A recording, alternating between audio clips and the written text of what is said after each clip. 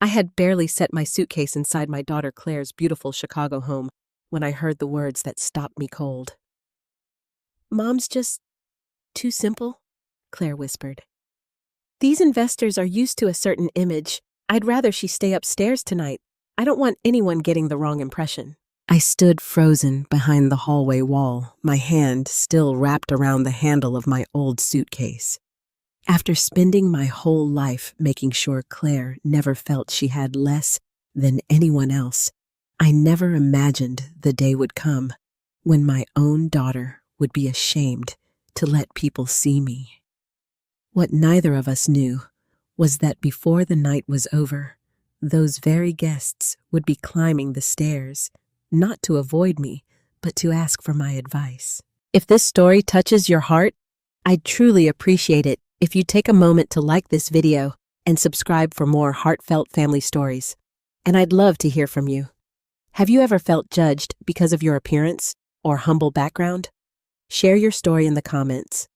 Also, let me know where you're watching from and what time it is in your part of the world. I always enjoy seeing how far these stories travel. My name is Helen McCarthy, and for most of my life, nobody would have called me remarkable. I wasn't rich. I wasn't famous. I never owned a vacation home or drove a luxury car. My biggest splurge every year was replacing my winter coat before the Ohio snow became unbearable. Yet if you asked me 20 years ago whether I thought I'd lived a good life, I would have smiled and answered without hesitation. Absolutely. I grew up in a small farming town outside Columbus, Ohio, where people still waved at strangers and knew the names of every family on their street. We didn't have much money, but we never thought of ourselves as poor. We had gardens, church suppers, neighborhood barbecues, and people who showed up whenever someone needed help. That's where I learned something I carried with me for the next 60 years. A person's worth has nothing to do with what they own. I met my husband Patrick McCarthy when I was 23. Patrick wasn't flashy either. He repaired farm equipment for a living, and his hands always carried tiny cuts that never completely healed. Every evening, he came home smelling like engine oil, smiled the moment he saw me, and somehow made our tiny little house feel like the safest place on earth. We didn't have much. We didn't care. When our daughter Claire was born, Patrick held her in his arms and whispered something I'll never forget. "We may never give her everything she wants." Then he kissed her forehead. "But we'll make sure she never doubts she's loved." For years, that's exactly what we did. Claire grew up riding her bicycle through quiet neighborhoods, catching lightning bugs in mason jars during summer evenings and baking chocolate chip cookies with me every Sunday afternoon. She never complained that our house was smaller than her friends. She never cared that we bought most of her school clothes during end-of-season sales. If anything, she was proud of us. Whenever someone asked where her parents worked, she'd smile. "My mom helps people at the bank. My dad fixes almost anything." Back then, I thought life would always stay that simple. Then everything changed. Patrick died from a heart attack just 3 weeks after Claire turned 15. One ordinary Tuesday morning, he kissed us goodbye before work. That evening, 2 state troopers knocked on my front door. Sometimes, life doesn't give you time to prepare. One minute you're planning dinner, the next you're planning a funeral. I remember sitting alone in our bedroom after everyone left staring at Patrick's work boots still sitting beside the closet. They looked like he would walk back in at any moment, but he never did. I cried that night until I couldn't cry anymore. The next morning, Claire quietly walked into the kitchen wearing her school backpack. "I can quit school," she whispered. "I'll get a job." "You shouldn't have to do this alone." My heart shattered all over again. I hugged her tighter than I ever had before. "No. You finished school. You dream bigger than this little town. I'll figure everything else out." And somehow, I did. I already worked as a loan officer at our local community bank. But after Patrick died, I volunteered for every extra shift I could find. Saturday mornings, late evenings, holiday coverage, anything that helped pay the bills. Still, I refused every promotion that required moving to Columbus or Cincinnati. Management offered more than once. Helen, you're management material. You could double your salary. There are bigger opportunities. There probably were. But bigger opportunities also meant moving Claire away from everything she knew while she was grieving her father. I couldn't do that to her. Some people thought I lacked ambition. The truth was, I simply had different priorities. Claire came first. Always. Those years weren't easy. There were nights I balanced the checkbook 3 or 4 times, hoping numbers would magically change. They never did. Sometimes I skipped buying myself new shoes because Claire needed books for school. Sometimes dinner was soup because tuition payments were due. Sometimes Christmas looked smaller than I wished. But Claire never heard me complain. Not once. At the bank, I met people carrying burdens heavier than my own. Young couples terrified of losing their first home.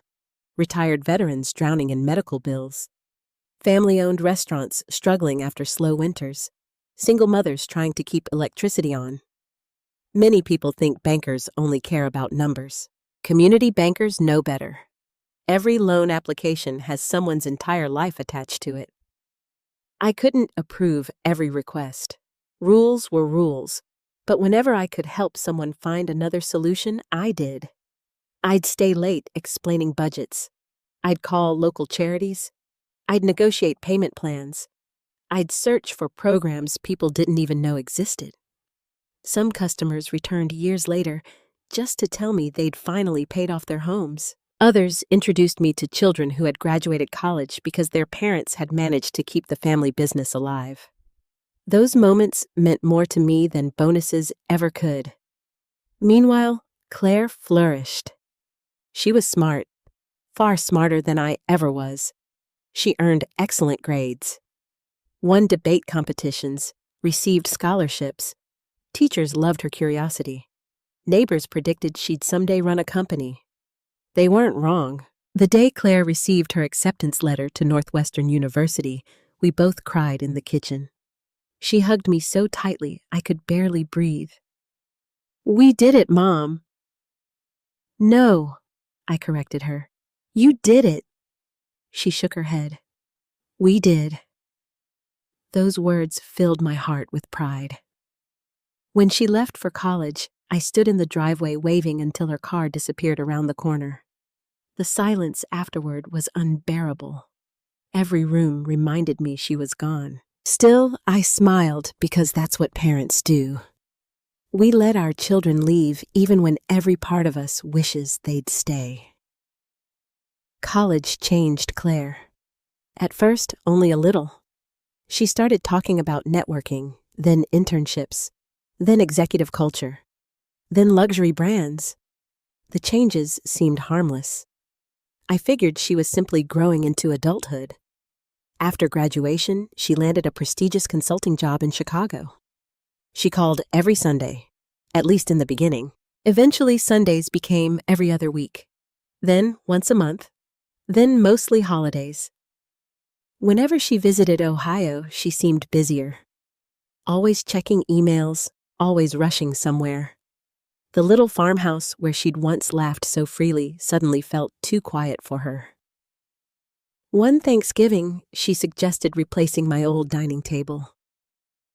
"It's outdated, Mom." I laughed. "It still holds turkey just fine." She didn't laugh back. Another Christmas, she offered to buy me designer clothes. "You deserve something nicer." I appreciated the thought, but politely declined. "I already have everything I need." She sighed. "That's exactly what worries me." At the time, I didn't understand what she meant. Looking back now, I think I do. Somewhere along the way, Claire stopped seeing simplicity as peace. She started seeing it as failure. and standing in the hallway outside her guest room after overhearing her tell Ryan she wanted to hide me from her wealthy guests. I realized something painful. The little girl who once proudly introduced me as her mother had become a woman afraid that I no longer fit the image she had spent years creating. Even so, I couldn't stop loving her. A mother's heart doesn't work that way. It only breaks quietly and keeps loving anyway.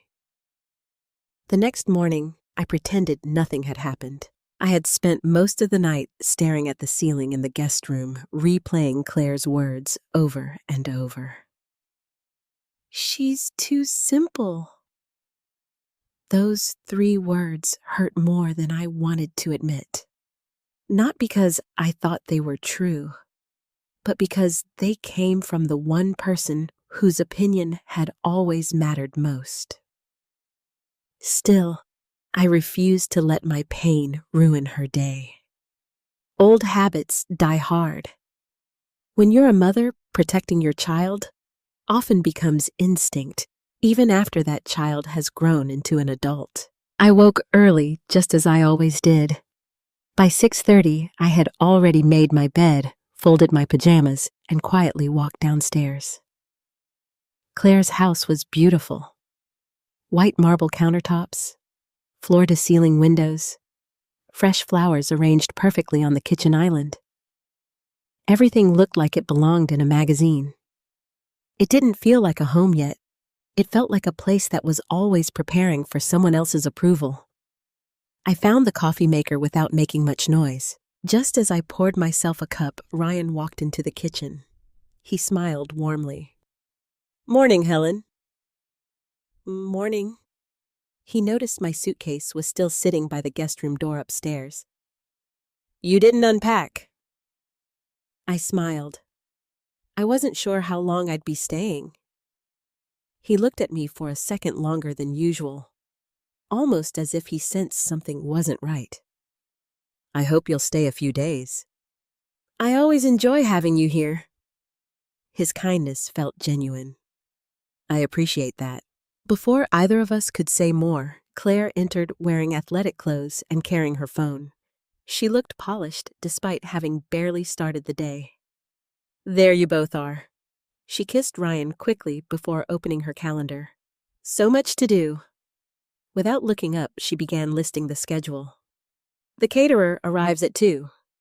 The florist at 3. The wine delivery before 4. The guests start arriving at 6:30. Everything sounded more like a business conference than a dinner party. Then she finally looked at me. "Mom, I've been thinking."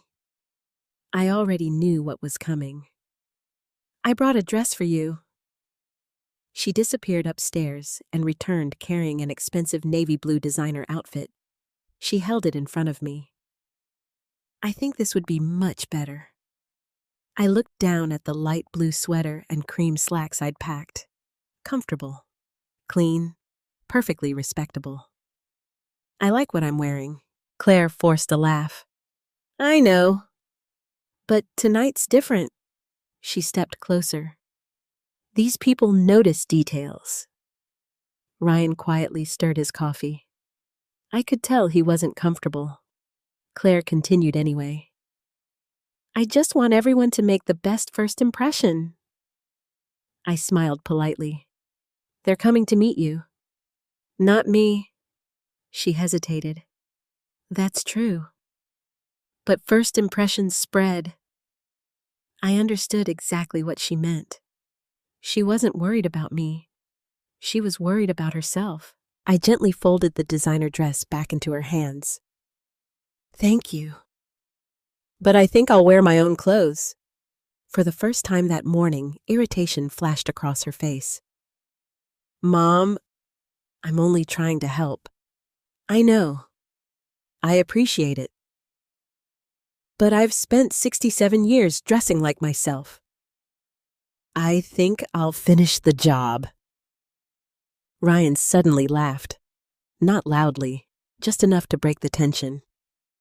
"I think Helen has earned that right." Claire shot him a quick glance. He immediately looked back down at his coffee. The room fell silent. A few minutes later, Claire began walking me through the evening. There will be about 12 guests. Most of them manage investment firms.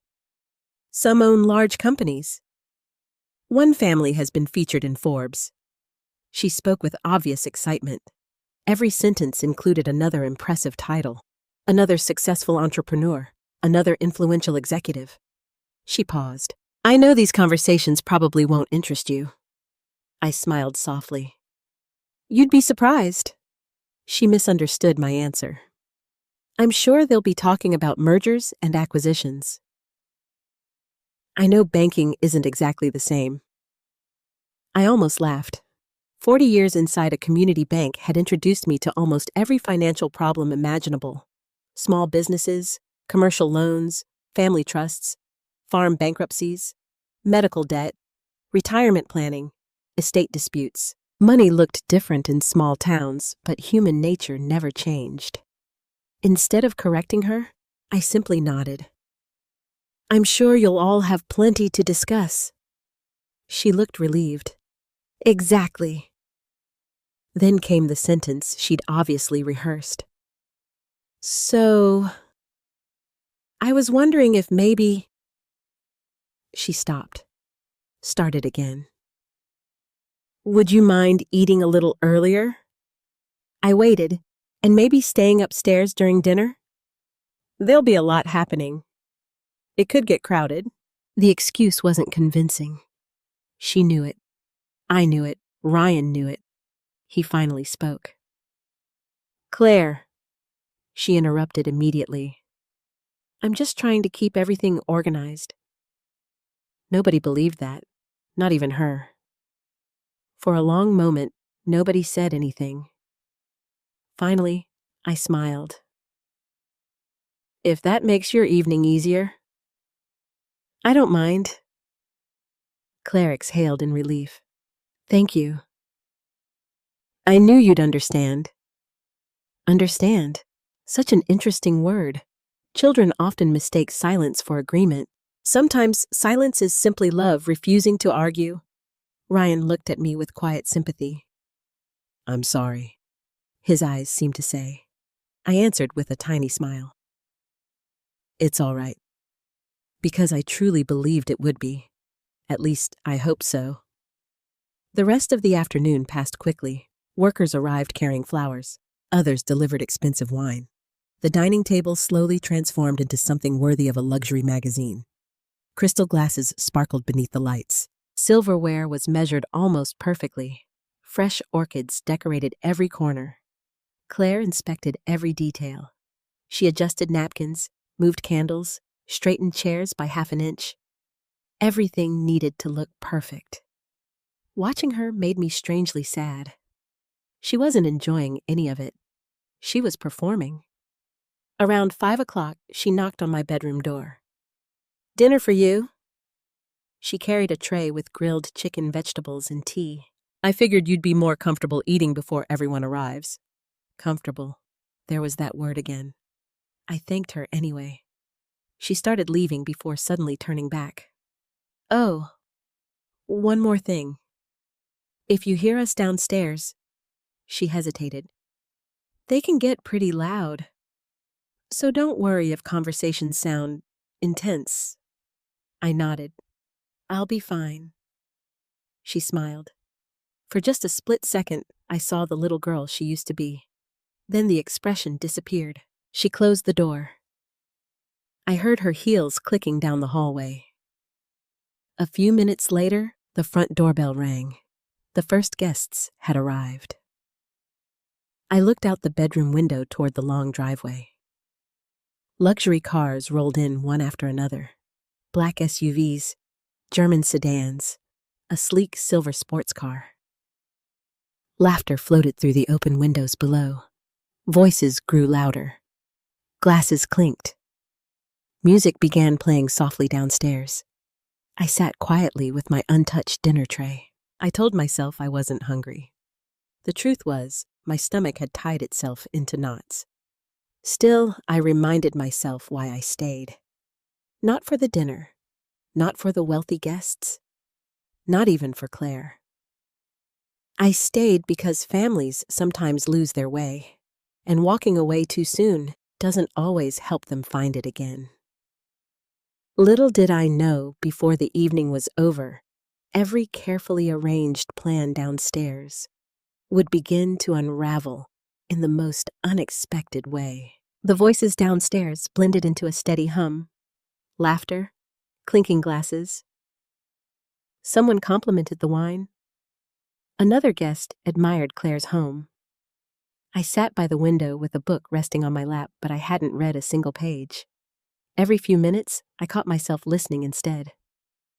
Not because I wanted to eavesdrop, because there wasn't much else to do. The guest room overlooked the backyard where tiny lights wrapped around maple trees. From up there, I could see shadows moving across the patio as people drifted between conversations. Claire had created exactly the evening she wanted. Elegant, sophisticated, perfectly polished. I truly hoped it would make her happy. About half an hour later, I heard everyone move into the dining room. The voices became clearer. The old house carried sound surprisingly well. I tried turning on the television to distract myself, but it felt rude. Instead, I poured another cup of tea and sat quietly. Then a man's voice caught my attention. The expansion loan is almost finalized. Another replied, "How much leverage are you taking?" "Almost 70%. There was a brief silence downstairs. Then someone laughed. "Go big or go home." Several people chuckled. I didn't. 70% leverage during an expansion wasn't impossible, but depending on cash flow, interest rates, and collateral, it could become dangerous very quickly. I reminded myself those weren't my conversations. Not anymore. I had retired. People downstairs had their own advisors, their own accountants, their own attorneys. They certainly didn't need advice from an old community banker sitting alone upstairs. I took another sip of tea. A few minutes later, another conversation drifted upward. A woman spoke this time. "We're thinking about transferring ownership to our children." Someone asked, "All at once?" "No. We'll wait until we're older." Another guest responded, "That's probably easier." I quietly frowned. Maybe, maybe not. Family businesses rarely become easier by waiting. I've watched brothers stop speaking over inheritances. I've watched daughters lose family farms because nobody planned succession correctly. I've watched grandchildren spend years fighting over estates that could have been settled with one honest conversation. Money itself rarely destroys families. Avoiding difficult conversations usually does. Again, I stayed silent. Not my place. Then another discussion began. This one immediately caught my attention. "I've personally guaranteed all 3 commercial properties." The speaker sounded confident. Another man admired his courage. "I like having skin in the game. So do investors." I slowly lowered my teacup. Personally guaranteeing multiple commercial loans? That wasn't courage. Sometimes it was simply unnecessary risk, especially if every property depended on the same income source. One unexpected downturn, one recession, one lawsuit, and everything could unravel together. My banker instincts refused to switch off. After 40 years, they probably never would. Even retired, I still mentally calculated risks every time someone mentioned debt. Patrick used to tease me. "You can't even watch a TV commercial without analyzing somebody's financial decisions." He wasn't wrong. I smiled at the memory. For just a moment, I imagined him sitting beside me. He probably would have whispered something like, "Still working, Helen?" I would have laughed. Old habits. Downstairs, another burst of laughter interrupted my thoughts. Someone proposed a toast. Claire thanked everyone for coming. Her voice sounded confident, professional, perfectly composed. I closed my eyes. She'd worked incredibly hard to build her career. No one could take that away from her. I just wished she didn't believe success required hiding where she came from. The conversations continued. This time, I recognized several different voices joining together. One guest mentioned commercial real estate.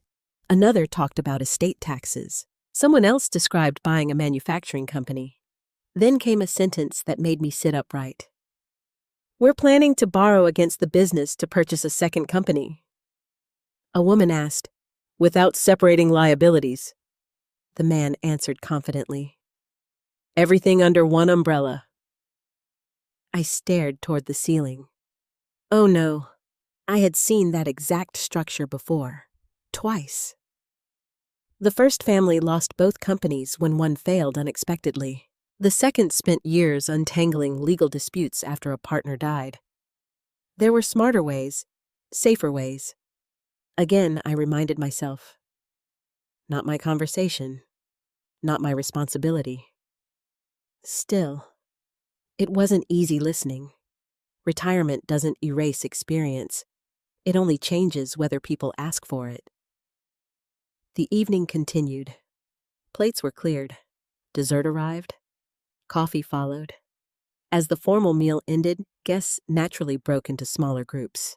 Their conversations became easier to distinguish. I recognized one man's calm voice several times.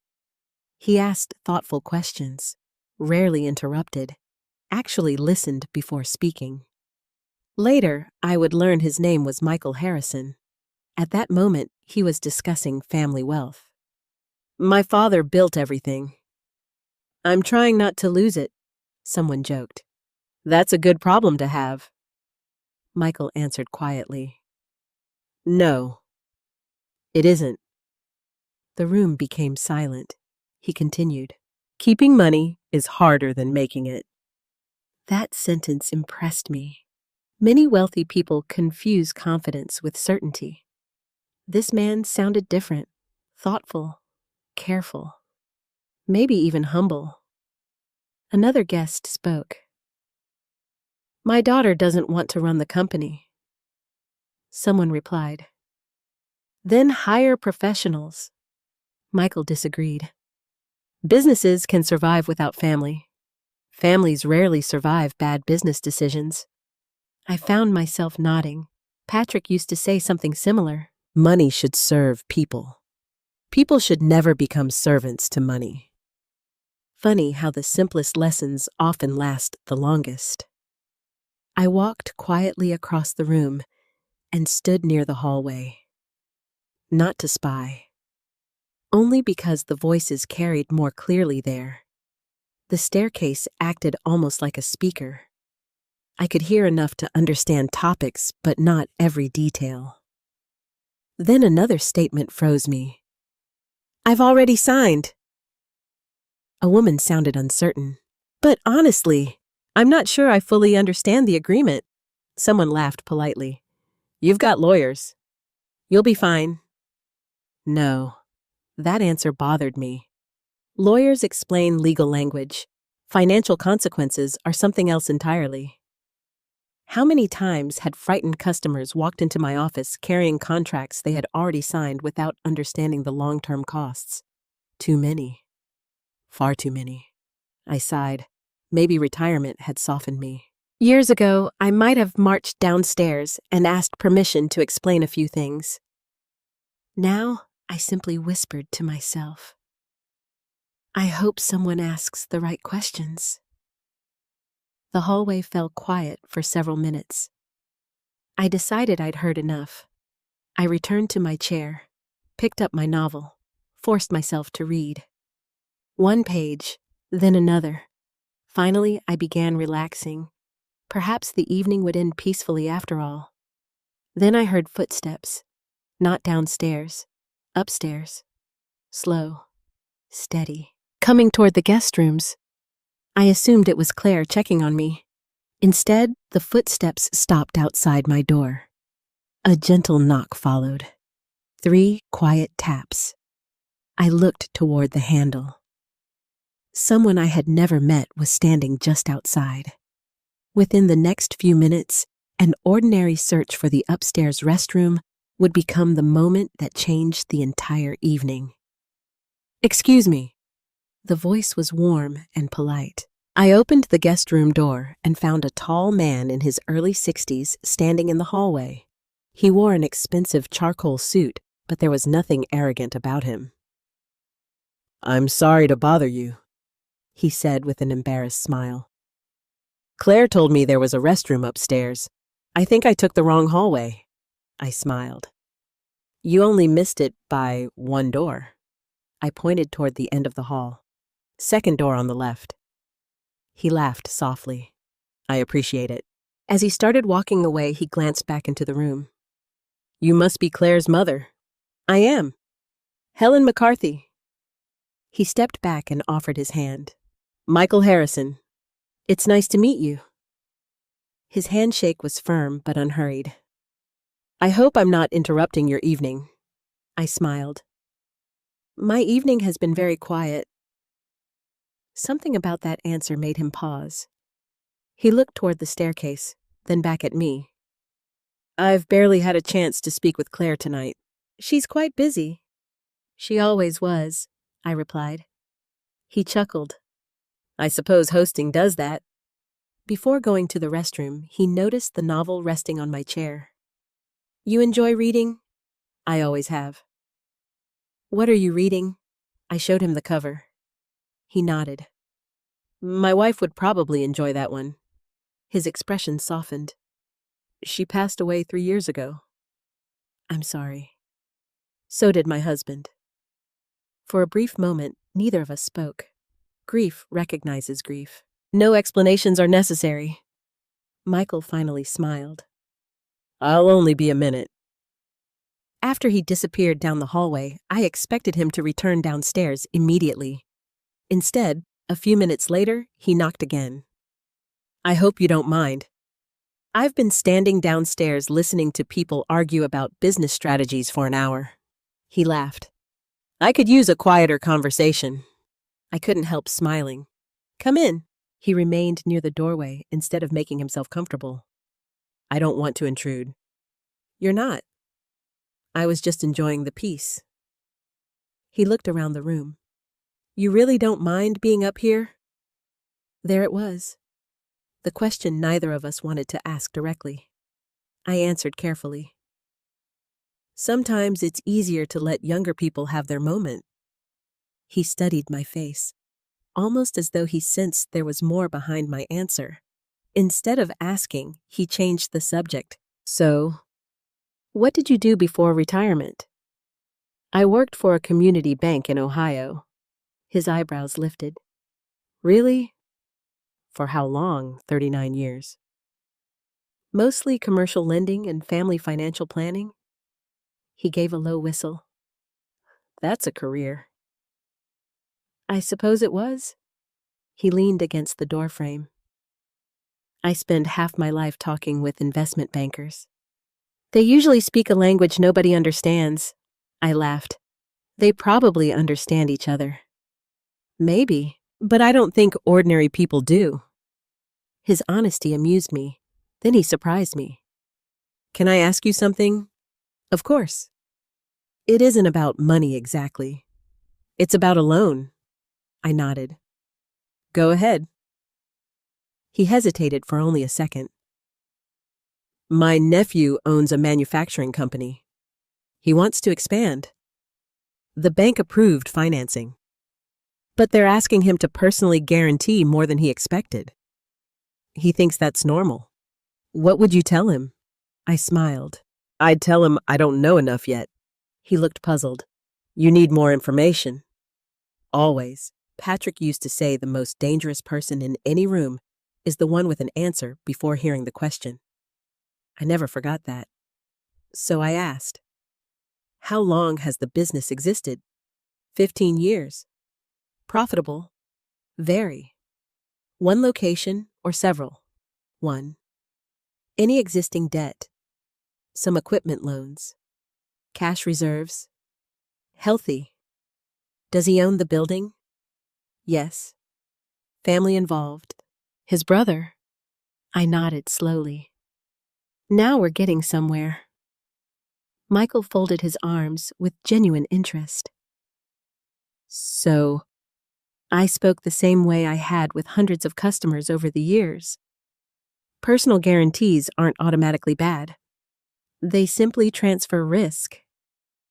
The real question isn't whether he should sign. It's whether he understands exactly what he's promising.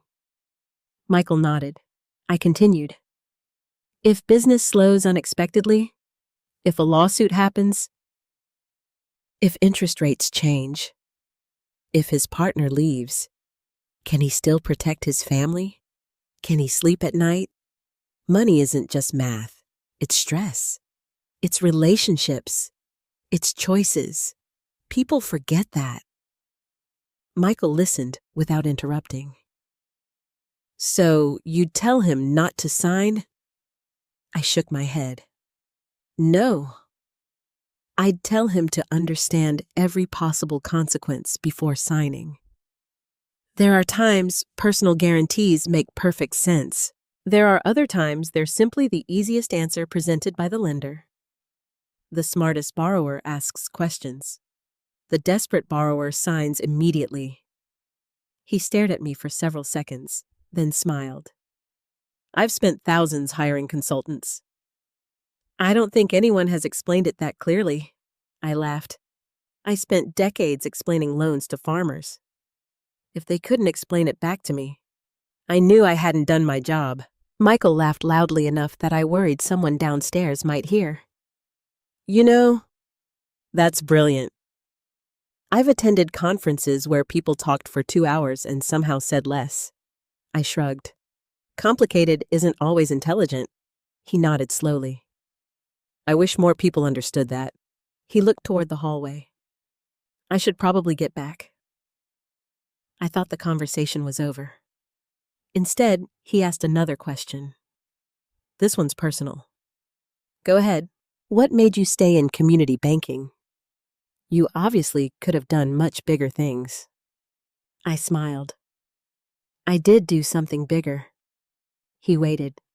I raised my daughter. His face softened. There were promotions. Bigger cities. Higher salaries. But every opportunity required moving. My daughter had already lost her father. I wasn't going to take away everything else she knew. Michael looked down for a moment. My father did something similar. He turned down a partnership. I never appreciated it until after he died. I nodded. Children rarely understand sacrifices while they're happening. Neither did I. He smiled sadly. I wish I could tell him that. So do I. For a few quiet seconds, neither of us spoke. Then voices floated upstairs from below. Someone called his name. Michael, you coming? He sighed. I suppose I'd better. As he stepped into the hallway, he turned back one last time. Helen? Yes, I genuinely enjoyed talking with you. So did I. Then he smiled. You know, I think my nephew would understand your explanation better than anything his attorneys have told him. I laughed. They probably wouldn't appreciate hearing that. They'll survive. He walked toward the stairs. Halfway there, he stopped again. One hand rested on the banister. He seemed to debate something in his mind. Finally, he looked back. Would you mind if I came back later with another question? I smiled. If Claire doesn't object. He answered without hesitation. I don't think she'll mind. Neither of us knew just how wrong he was. As Michael disappeared downstairs, I returned to my chair. For the first time that evening, I felt something besides sadness. Purpose.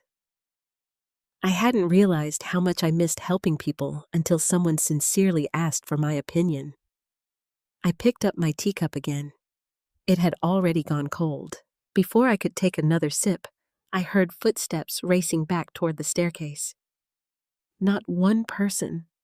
Several. Then I heard Michael's unmistakable voice. You really need to hear what Helen just explained.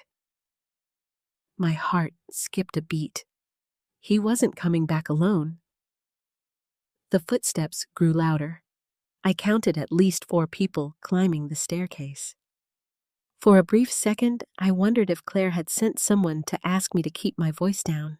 Instead, Michael appeared at the door with 3 guests behind him. A woman with silver blonde hair smiled first. "I'm Susan Reynolds." She extended her hand. "I hope we're not interrupting." Behind her stood a broad-shouldered man wearing rimless glasses. "David Brooks." He nodded politely. The 4th guest, an elegant woman carrying a coffee cup, smiled warmly. "I'm Linda Foster. We've apparently been told we're missing the most interesting conversation in the house." I couldn't help laughing. "I think Michael is exaggerating." He shook his head immediately. "Not even a little." He looked at the others. "I've listened to financial experts for 30 years.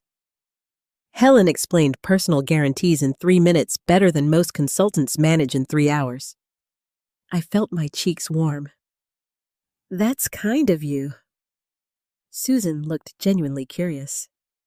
"Would you mind if we asked a few questions?" I glanced toward the hallway.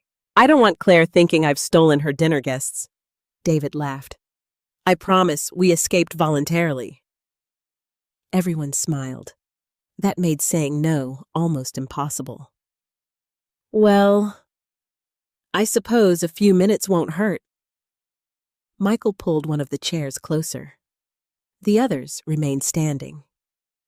Nobody seemed interested in making the conversation formal. That immediately put me at ease.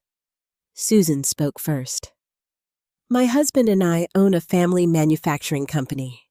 Our children are finally interested in taking over." She sighed. "The problem is, they don't agree with each other." I nodded slowly. "That's more common than you think." She looked surprised. "It is very." She leaned forward. "Our attorney keeps focusing on legal documents. Our accountant focuses on taxes. I feel like everyone is discussing paperwork. Nobody talks about our family." I smiled. "May I ask a question?" "Please." "If your children disagree today, what makes you think they'll agree after ownership changes?" She opened her mouth, then stopped. Finally, she laughed softly. "I suppose I don't." I nodded. "Ownership doesn't solve family problems. It magnifies them." David folded his arms. "That's exactly what's happening with my brothers." Susan looked thoughtful. "So, what would you do?" I answered honestly. "I'd schedule a family conversation before signing anything." "Not about money. About expectations. Who makes decisions? Who works in the business? Who doesn't? What happens if someone wants out? What matters more? Being fair, or treating everyone exactly the same?" The room became quiet. Linda smiled. "I've never heard anyone separate those two." "They're very different." I nodded. "They are. If one child works inside the company for 20 years and another chooses another career, equal isn't always fair." Susan slowly shook her head. "My attorney never explained it that way." I laughed. He probably assumed someone else would. David finally joined the conversation. "I'm actually in commercial real estate. I've been buying properties for almost 20 years. I've always believed debt creates wealth." "It can," I answered, "but only if it doesn't destroy your sleep first." Everyone laughed. David grinned. "I like that." He became more serious.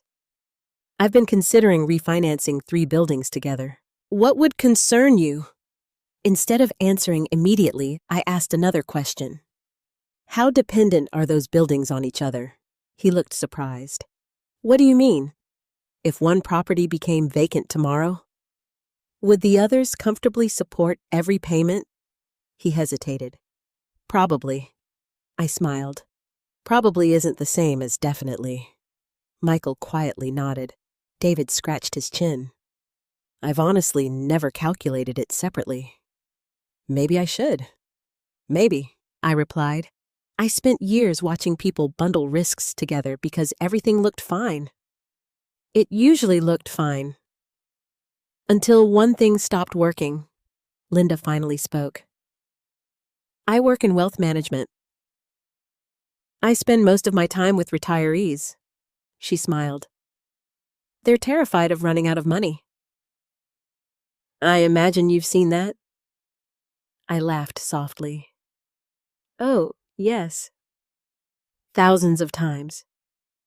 She tilted her head. So what's the biggest mistake? I answered without hesitation. They believe retirement is only about numbers. She waited. It isn't. No. It's also about purpose. The room fell silent again. I continued. I've watched people retire with millions. They became miserable within 6 months.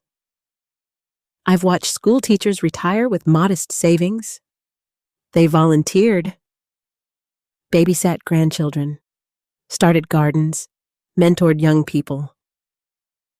They smiled every week. Linda slowly nodded.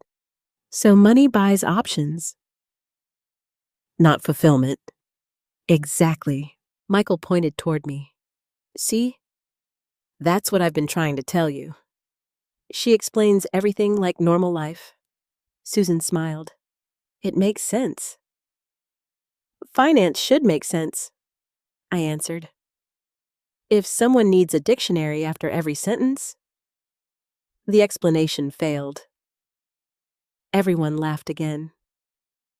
The conversation flowed naturally now.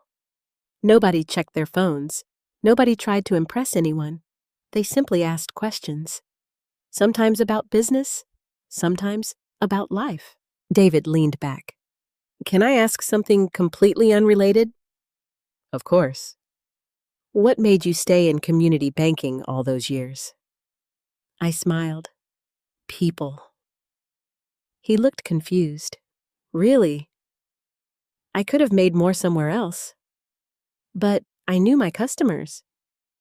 I watched children grow up. I attended weddings.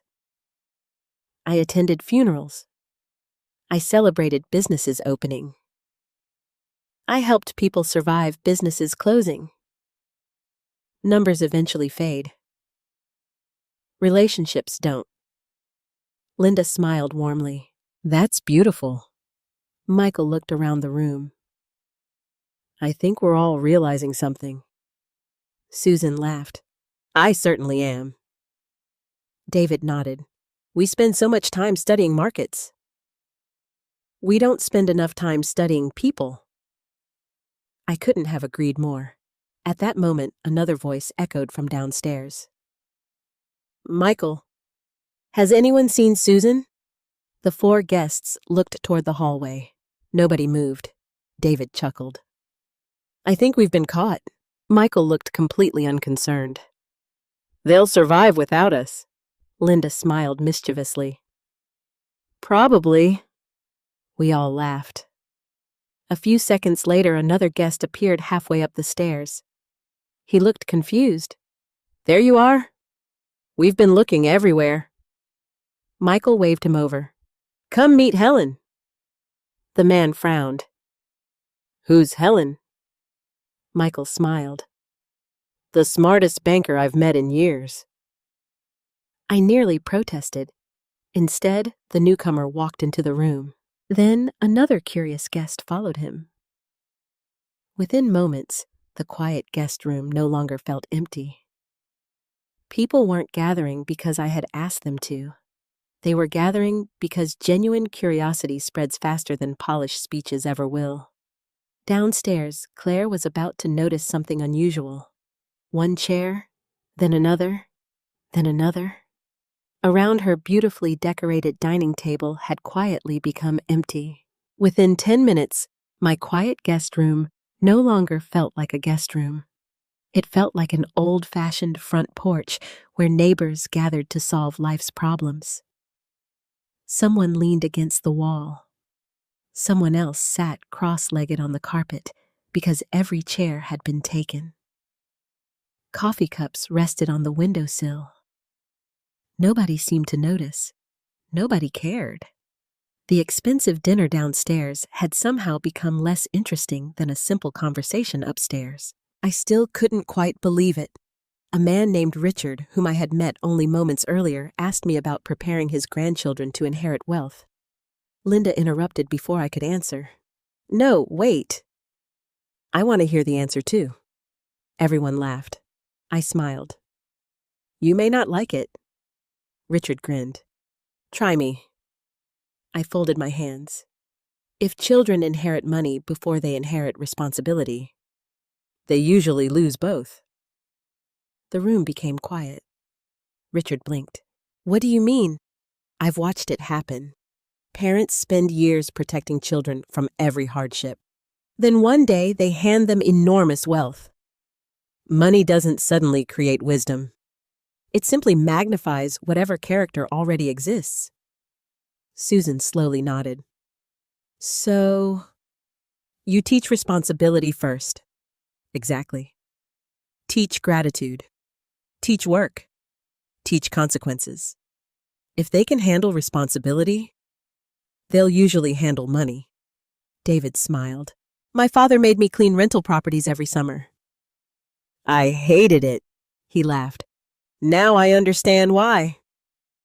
Everyone chuckled. The conversation moved naturally from one subject to another. Nobody tried to dominate. Nobody interrupted. People actually listened. That had become surprisingly rare. Michael eventually looked at me. Helen, I have another question. Go ahead. You mentioned retirement being about purpose. How did you know it was time to retire? I smiled. I didn't. Everyone laughed. I kept postponing it. Why? Because I loved my customers. I worried they'd think I abandoned them. Linda nodded knowingly. So, what changed? I looked toward the window. My granddaughter. Several faces softened. Claire and Ryan don't have children yet, Michael said gently. I smiled. No. I meant my honorary granddaughter. Everyone looked confused. There was a young teller at our bank. Emily, 24 years old. She reminded me of myself. Nervous. Always trying to do everything perfectly. I spent years teaching her. One day she walked into my office. She said, Helen, I think I'm finally ready. I realized something. I wasn't leaving because people no longer needed me. I was leaving because someone else was ready. Michael smiled. That's beautiful. I shrugged. Experience isn't meant to stay locked inside one person. It's meant to be shared. Richard laughed. You sound more like a teacher than a banker. Maybe. But most banking was teaching. If customers understood money, they usually made better decisions. At that moment, someone quietly cleared his throat behind us. Ryan. He stood just outside the doorway. None of us had noticed him arrive. He smiled apologetically. I hope I'm not interrupting. You aren't, I answered. He looked around the room, then counted faces. His eyebrows lifted. I've been looking everywhere. David laughed. We found Helen. Ryan smiled knowingly. So, I see. Instead of asking everyone to return downstairs, he stepped inside. I've actually got a question myself. Michael laughed. Get in line. Ryan looked at me. I've always wanted to ask. What made you so patient? The room became silent again. I looked at him. I wasn't always patient. He seemed surprised. I've made mistakes. I've lost my temper. I've worried. I've cried. But one thing helped. What? I smiled. I stopped expecting people to become perfect. I only hoped they'd become better, Ryan slowly nodded. I needed to hear that. Something in his voice felt heavier than the words themselves, almost guilty, almost apologetic. Before I could ask what he meant, footsteps echoed downstairs. Fast footsteps. Heels. Claire. She sounded hurried. One guest downstairs asked loudly, "Has anyone seen Michael?" Another answered, "I think they're upstairs." A third voice laughed. "I'll go rescue them."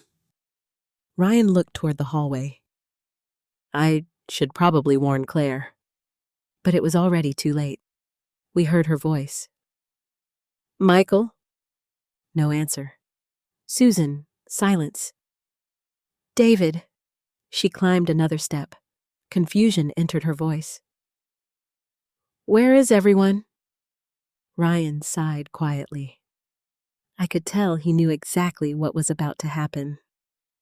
A moment later, Claire appeared at the top of the staircase. She stopped, completely frozen. Her eyes slowly moved across the room.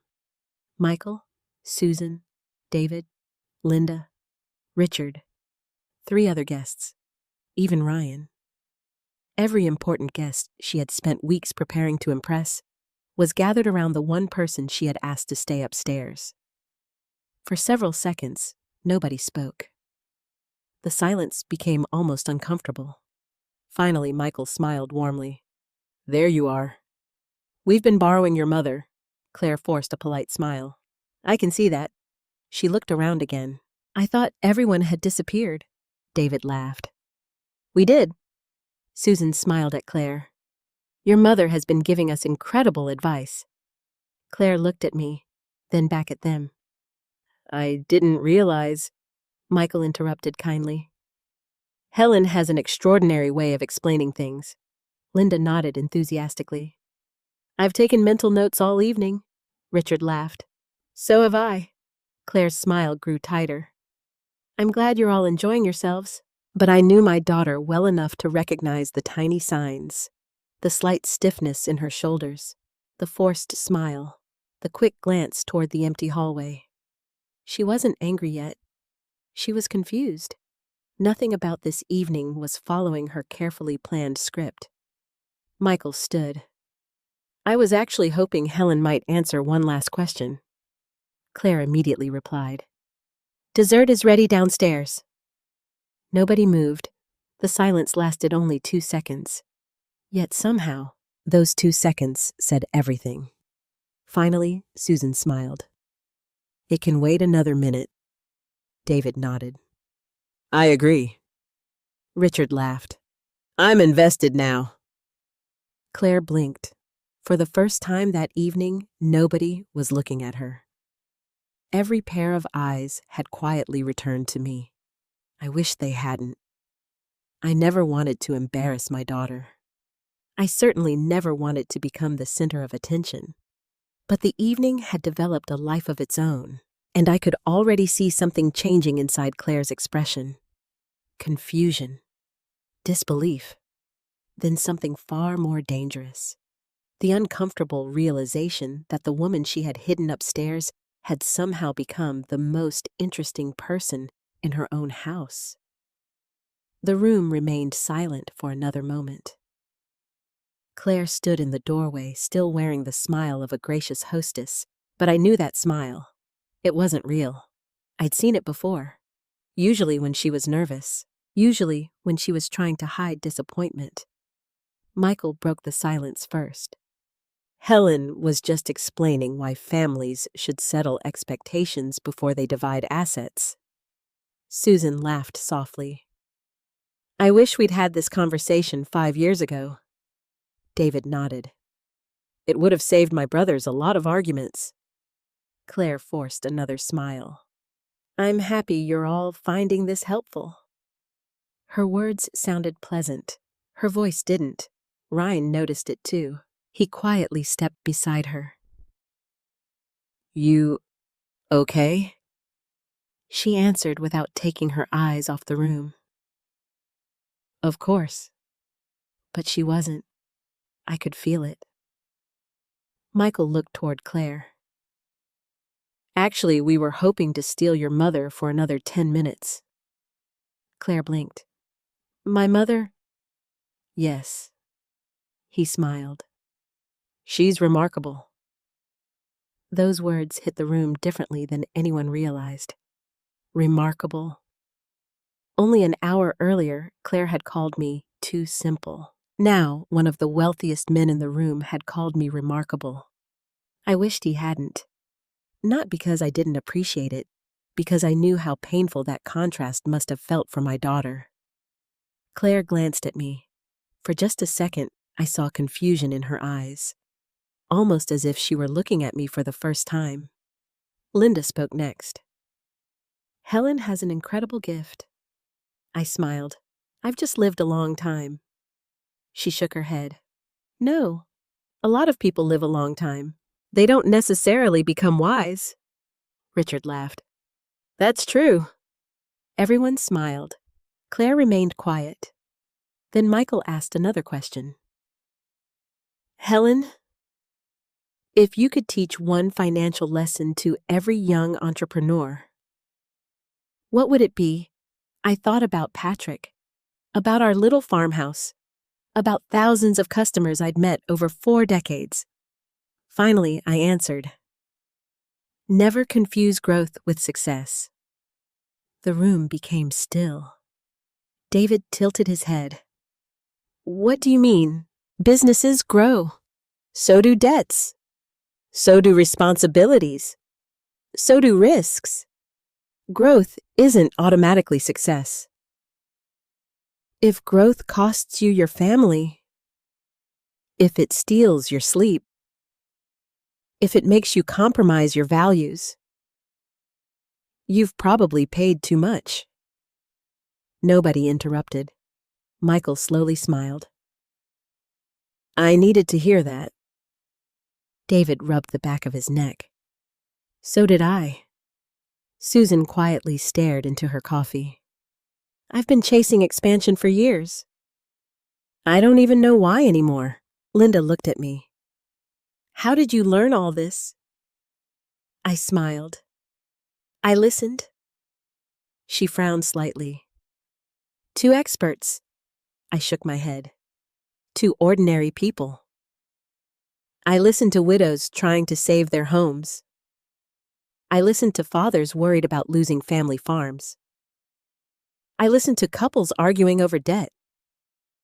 I listened to business owners terrified of making payroll. Eventually you realize, money problems almost never begin with money. Michael nodded immediately. They begin with fear. Exactly, Susan added softly. Or pride. I smiled. Often both? Richard laughed. I've attended investment conferences all over the country. I don't think anyone has said something that honest. The room filled with quiet laughter. Even Claire smiled. Only this time, it looked real. Very small. But real. Ryan spoke for the first time in several minutes. You know what I've noticed tonight? Everyone looked at him. Nobody has checked their phone. People instinctively reached for their pockets, then laughed. He was right. Michael held up his phone. I completely forgot about it. David grinned. My assistant has probably sent 15 emails. Linda smiled. I don't even care. Ryan looked around. That's rare. It says something. Claire quietly watched every reaction. She had spent weeks organizing seating charts, selecting wines, choosing flowers, planning conversations, yet none of those details had captured people's attention the way one honest conversation had. I could almost see the realization forming inside her. Michael suddenly turned toward Ryan. You know, you never told us your mother-in-law worked in banking. Ryan looked surprised. I didn't think it would come up. Michael laughed. It should have. Susan agreed. You've been hiding a treasure. Claire lowered her eyes. That sentence landed harder than anyone intended. Ryan answered carefully. Helen doesn't usually talk about herself. I smiled. There isn't much to say. Oh, I disagree, Michael replied. I think you've lived one fascinating life. Before I could answer, Linda leaned forward. Helen, can I ask something personal? Of course. Were you ever intimidated by successful people? I laughed before answering. I worked with people. Not bank accounts. She smiled. But some of them were very wealthy. Yes. And some were deeply in debt. I treated them exactly the same. Why? Because neither condition lasts forever. That answer seemed to surprise everyone. I continued. I've seen millionaires become bankrupt. I've seen struggling mechanics become successful business owners. Wealth changes. Character usually doesn't. David slowly nodded. My grandfather used to say something similar. What? The bank may own your building. It should never own your dignity. I smiled. He sounds like a wise man. He was. Michael leaned back in his chair. I think that's why this conversation feels different. No one's trying to impress anyone. Exactly, Richard agreed. Most business dinners are competitions. This feels, he searched for the word, comfortable. Linda smiled. Human. Ryan quietly looked at Claire. She still hadn't spoken. Not because she was angry, because she was thinking, really thinking. Finally, she walked farther into the room. She looked at me. Mom? Everyone instinctively became quiet. She hesitated, then asked something completely unexpected. Why didn't you ever tell me these stories? The question caught me off guard. I answered honestly. You never asked. Silence. Not uncomfortable, just honest. Claire looked down. I guess. I didn't. I smiled gently. You were busy building your own life. She nodded slowly. I was. Michael looked between us, then politely stood. I think we've monopolized Helen long enough. Susan agreed. We probably have. David laughed. I still have another 20 questions. So do I. Linda admitted. Everyone began standing. Coffee cups were collected. Chairs were pushed back into place. As they walked toward the hallway, Michael stopped beside Claire. He spoke quietly enough that only those closest could hear. You should be incredibly proud of your mother. Then he smiled. She has something many people spend a lifetime looking for. Claire asked softly, What's that? Michael answered without hesitation. The ability to make people feel wiser instead of smaller. He walked downstairs. One by one, the others followed. Claire remained standing in the doorway, watching me, not speaking. For the first time since I'd arrived in Chicago, I couldn't tell whether she was seeing her simple old mother or someone she had never truly taken the time to know. After everyone drifted back downstairs, the atmosphere inside the house felt completely different. It wasn't something you could see, it was something you could feel. Earlier that evening, every conversation had centered on business deals, market trends, and investment opportunities. Now, people spoke more slowly. They asked different questions. Instead of discussing companies, they talked about children. Instead of comparing profits, they shared regrets. When I finally walked downstairs at Michael's invitation, no one seemed surprised to see me. No one looked at my simple sweater. No one noticed my comfortable shoes. No one cared. Claire quietly pulled out a chair beside the dining table. For you, Mom. It was the first time all evening she had invited me to join everyone. I smiled. Thank you. The room fell naturally into conversation again. No grand announcement. No awkward introductions. Just people continuing where they had left off. Michael raised his coffee cup. Helen, I've got one final question. Everyone laughed. "So do we," David added. Michael smiled. "This one's different." He leaned forward. "What does success actually mean to you?" The room became perfectly still. I looked around the table. These were people who owned companies worth millions. People who had built careers many would envy. Yet every face showed genuine curiosity. I answered slowly. When I was younger, I thought success meant providing for my family. When Patrick died, I thought success meant surviving. When Claire graduated college, I thought success meant watching her achieve dreams bigger than mine. I paused. Today, I think success is much simpler. Everyone waited. It's being able to sleep at night without wishing you'd lived differently. No one spoke. I continued. If I can look back without being ashamed of how I treated people, I consider that success. Linda quietly smiled. I have managed money for 40 years. I don't think I've ever heard anyone define success that way. I shrugged. It's the only definition that's still true after retirement. David rested his elbows on the table. I spent 30 years chasing larger projects.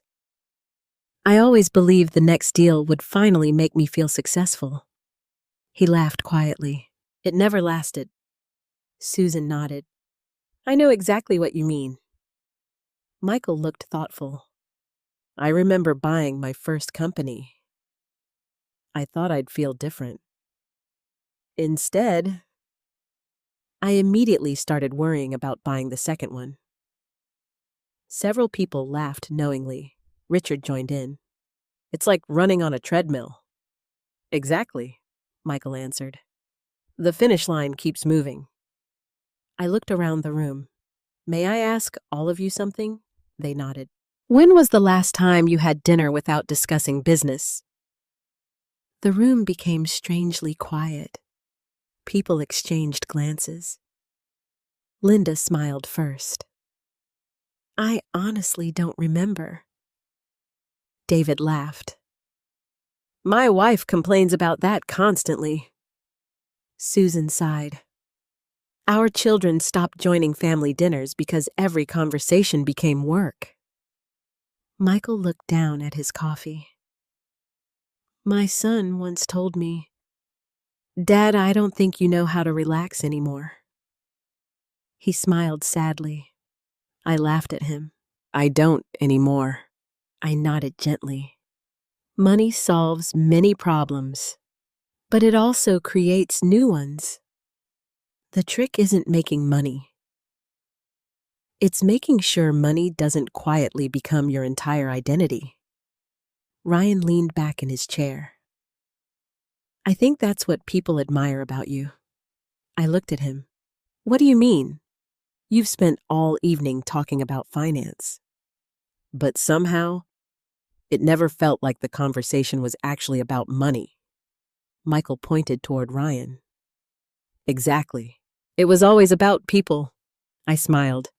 Because people spend money. Money never spends people. Everyone laughed. Then Richard became serious. I have a confession. He looked around the table.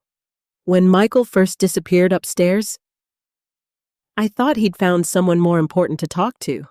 The room chuckled. I never imagined. He looked directly at me. That I'd spend the rest of the evening listening to someone explain business through kindness. Susan smiled warmly. I kept thinking about my daughter. Linda nodded. I kept thinking about my father. David laughed softly. I kept thinking about my brothers. Michael looked at me. I kept thinking about everything I wish someone had told me 20 years ago. Those words settled deeply inside the room. Nobody reached for another business topic. Instead, Susan asked quietly, Helen, what are you proudest of? That question surprised me. I didn't answer immediately. Instead, I pictured Patrick, our little house, Claire riding her bicycle, long evenings balancing bills, customers crying with relief after saving their homes. Then I smiled. I've had many wonderful moments, but I'm proudest of something nobody ever saw. Susan tilted her head. What was that? The promises I kept. Everyone listened carefully. I promised Patrick I'd take care of Claire. I did. I promised frightened customers I'd never stop looking for solutions. I didn't. I promised myself I'd never let difficult people make me become a difficult person. I tried. I didn't always succeed. But I kept trying. Linda quietly wiped the corner of one eye. I don't know why, but that almost made me cry. I smiled softly. Because keeping promises quietly is harder than making promises loudly. No one spoke. The silence wasn't uncomfortable. It was reflective. Across the table, I noticed Claire. She hadn't said more than a few words for nearly 20 minutes. Instead, she listened. Really listened.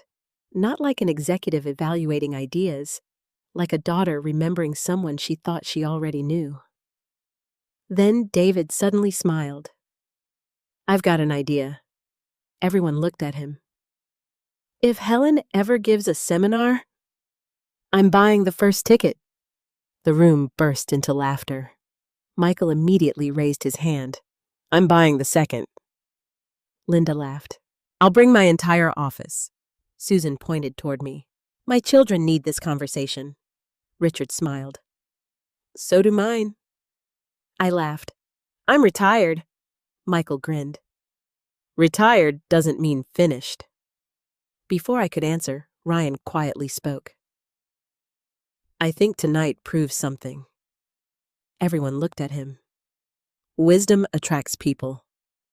Status only attracts attention. The room became quiet again. Those words lingered. Even Claire slowly nodded. For the first time all evening, she didn't seem worried about impressing anyone. She simply looked at me, not with embarrassment, not with pride yet, but with something much closer to understanding. She was finally beginning to see that the richest conversation in her beautiful house had never come from the guests she worked so hard to impress. It had come from the simple mother she had been afraid to introduce. The evening finally came to an end. One by one, the guests gathered their coats. The laughter that had filled the dining room slowly faded into quiet conversations near the front door.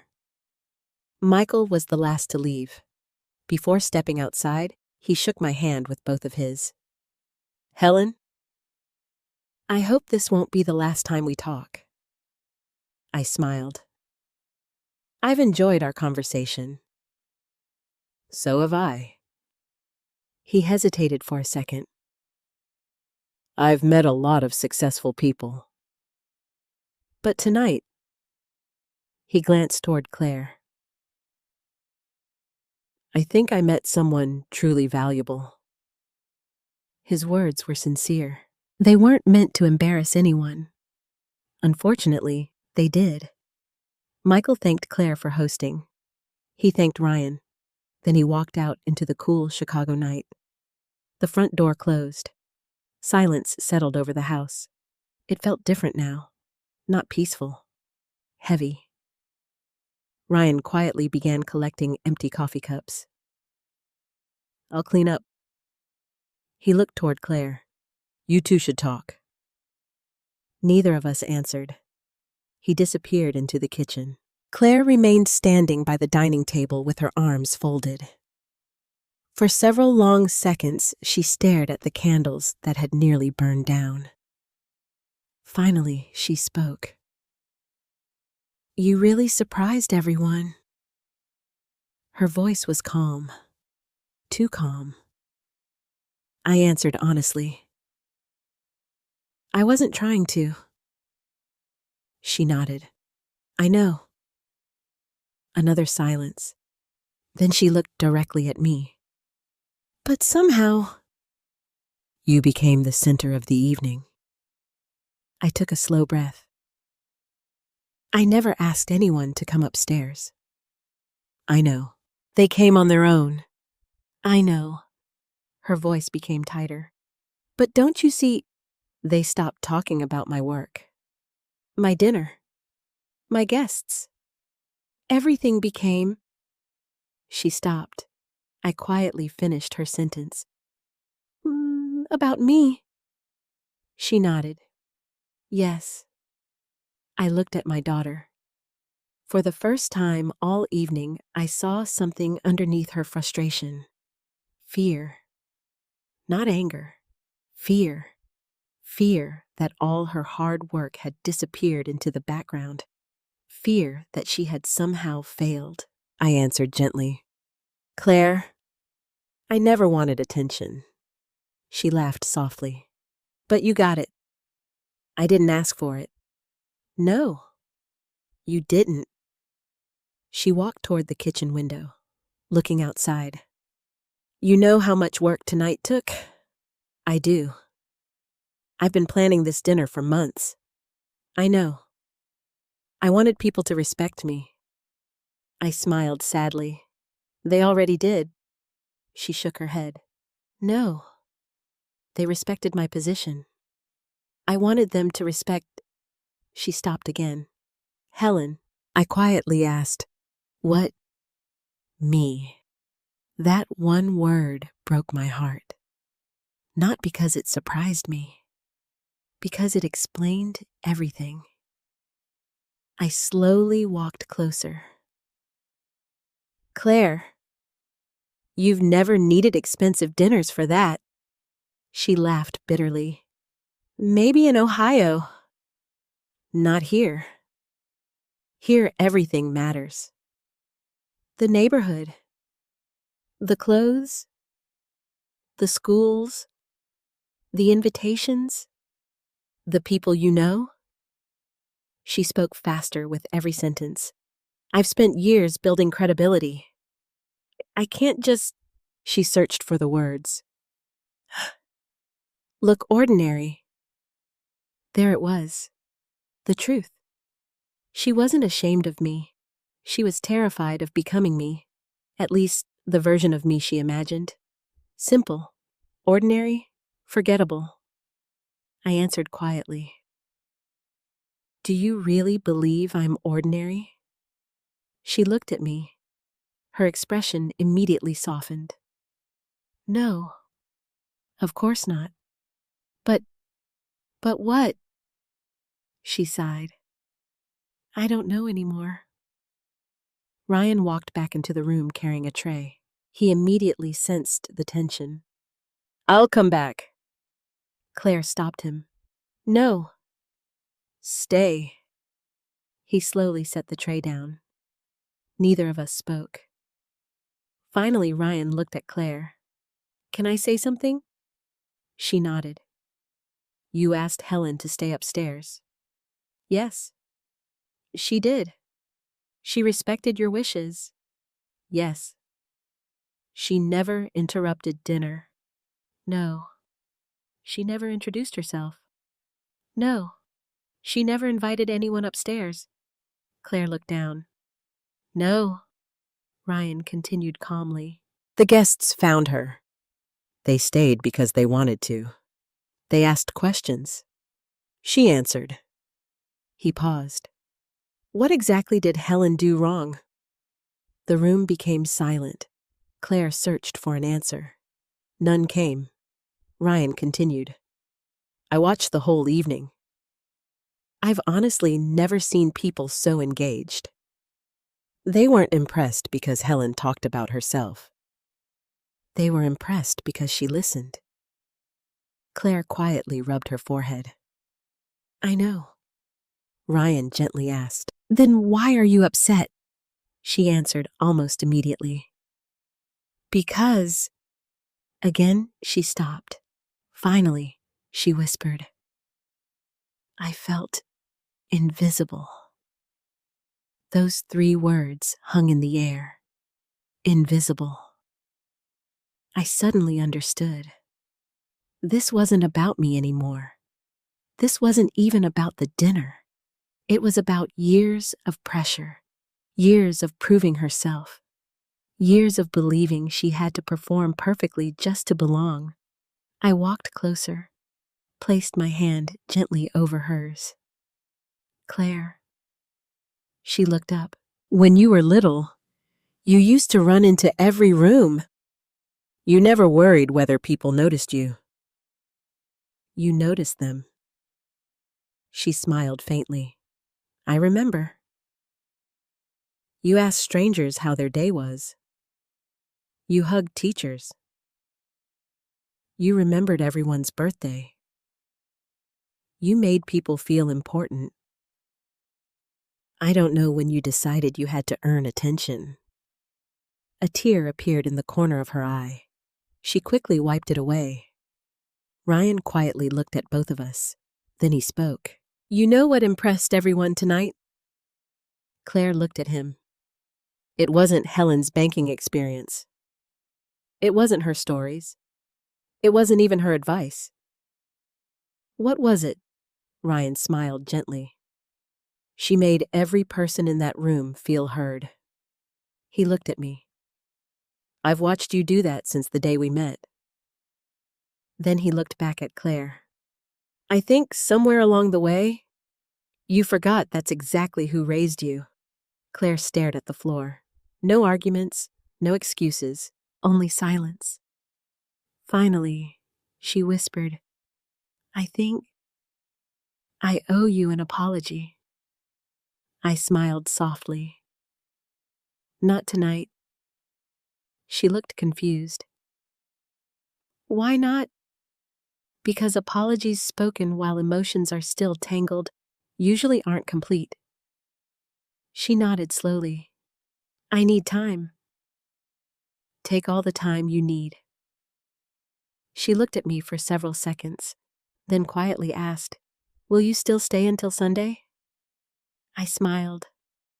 I was hoping you wanted me to. She nodded. I do. It wasn't forgiveness. Not yet. But it was the first crack in the wall she had built around herself for years. And sometimes, the smallest crack is enough for light to begin finding its way back inside.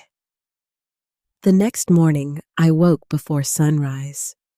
Old habits have a way of staying with you long after retirement. I slipped quietly out of bed, made my room neat, and headed downstairs. The house was silent. No music. No voices. No polished dinner party. Just the soft hum of the refrigerator. I brewed a pot of coffee and stood by the kitchen window, watching the first light spread across the backyard.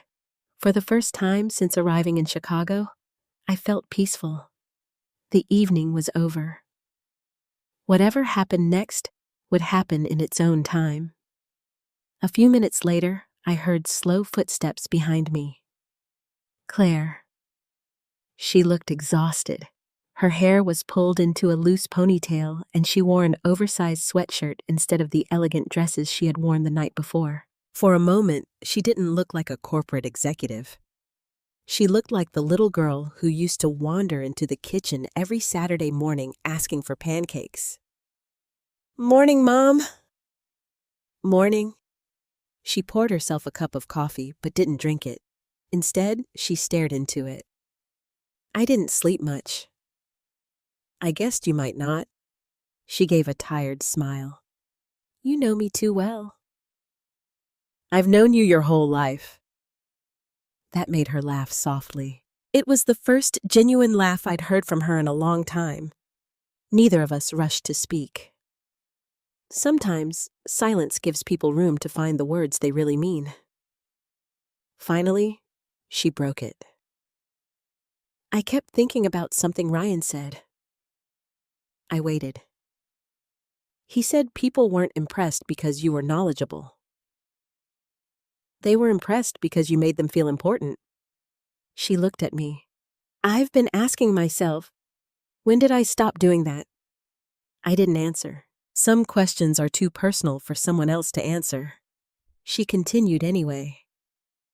I think I know. She sat across from me at the kitchen island. When I first moved to Chicago, I felt like I didn't belong. I listened quietly. Everyone seemed richer, smarter, better connected. They vacationed in Europe. They talked about private schools. They knew people whose names appeared in magazines. She smiled sadly. I was terrified someone would realize I came from a tiny town in Ohio. I gently interrupted. You came from a loving home in Ohio. She nodded. I know that now. But back then, I thought I had to erase everything that made me different. She looked down into her coffee. I stopped talking about Dad. I stopped talking about our old house. I stopped mentioning the community bank. I even stopped inviting coworkers home. Each sentence sounded heavier than the one before it. I convinced myself that if people saw where I came from, they'd never take me seriously. I quietly reached across the counter and rested my hand over hers. Claire. She looked up. You never embarrassed me. Not once. Tears filled her eyes. I embarrassed myself. The words came out barely above a whisper. I became someone who worried more about appearances than people. She laughed bitterly. The strange part is, I didn't even notice it happening. I smiled gently. It rarely happens all at once. She nodded. It happened little by little. A different neighborhood. A better title. A nicer car. A more expensive circle of friends. She sighed. And somehow, I started measuring everyone, including you. Those last two words almost broke her voice. I squeezed her hand. I know. She looked surprised. You knew. I noticed. Why didn't you say anything? I smiled sadly. Because every time I almost did, I was afraid. Afraid of what? That you'd stop calling. Silence filled the kitchen again. Claire covered her mouth with one hand. Oh, Mom. I never wanted you to feel that. I know. But parents sometimes stay quiet because losing a conversation feels better than losing a child. A tear rolled down her cheek, then another. She wasn't crying dramatically. She simply couldn't stop the tears anymore. I've spent years trying to prove I belonged, she whispered. And yesterday, I realized I don't even know who I was trying to impress. I smiled. Maybe yourself. She laughed through her tears. Maybe. Just then, Ryan walked into the kitchen. He immediately noticed Claire crying. His first instinct was to comfort her.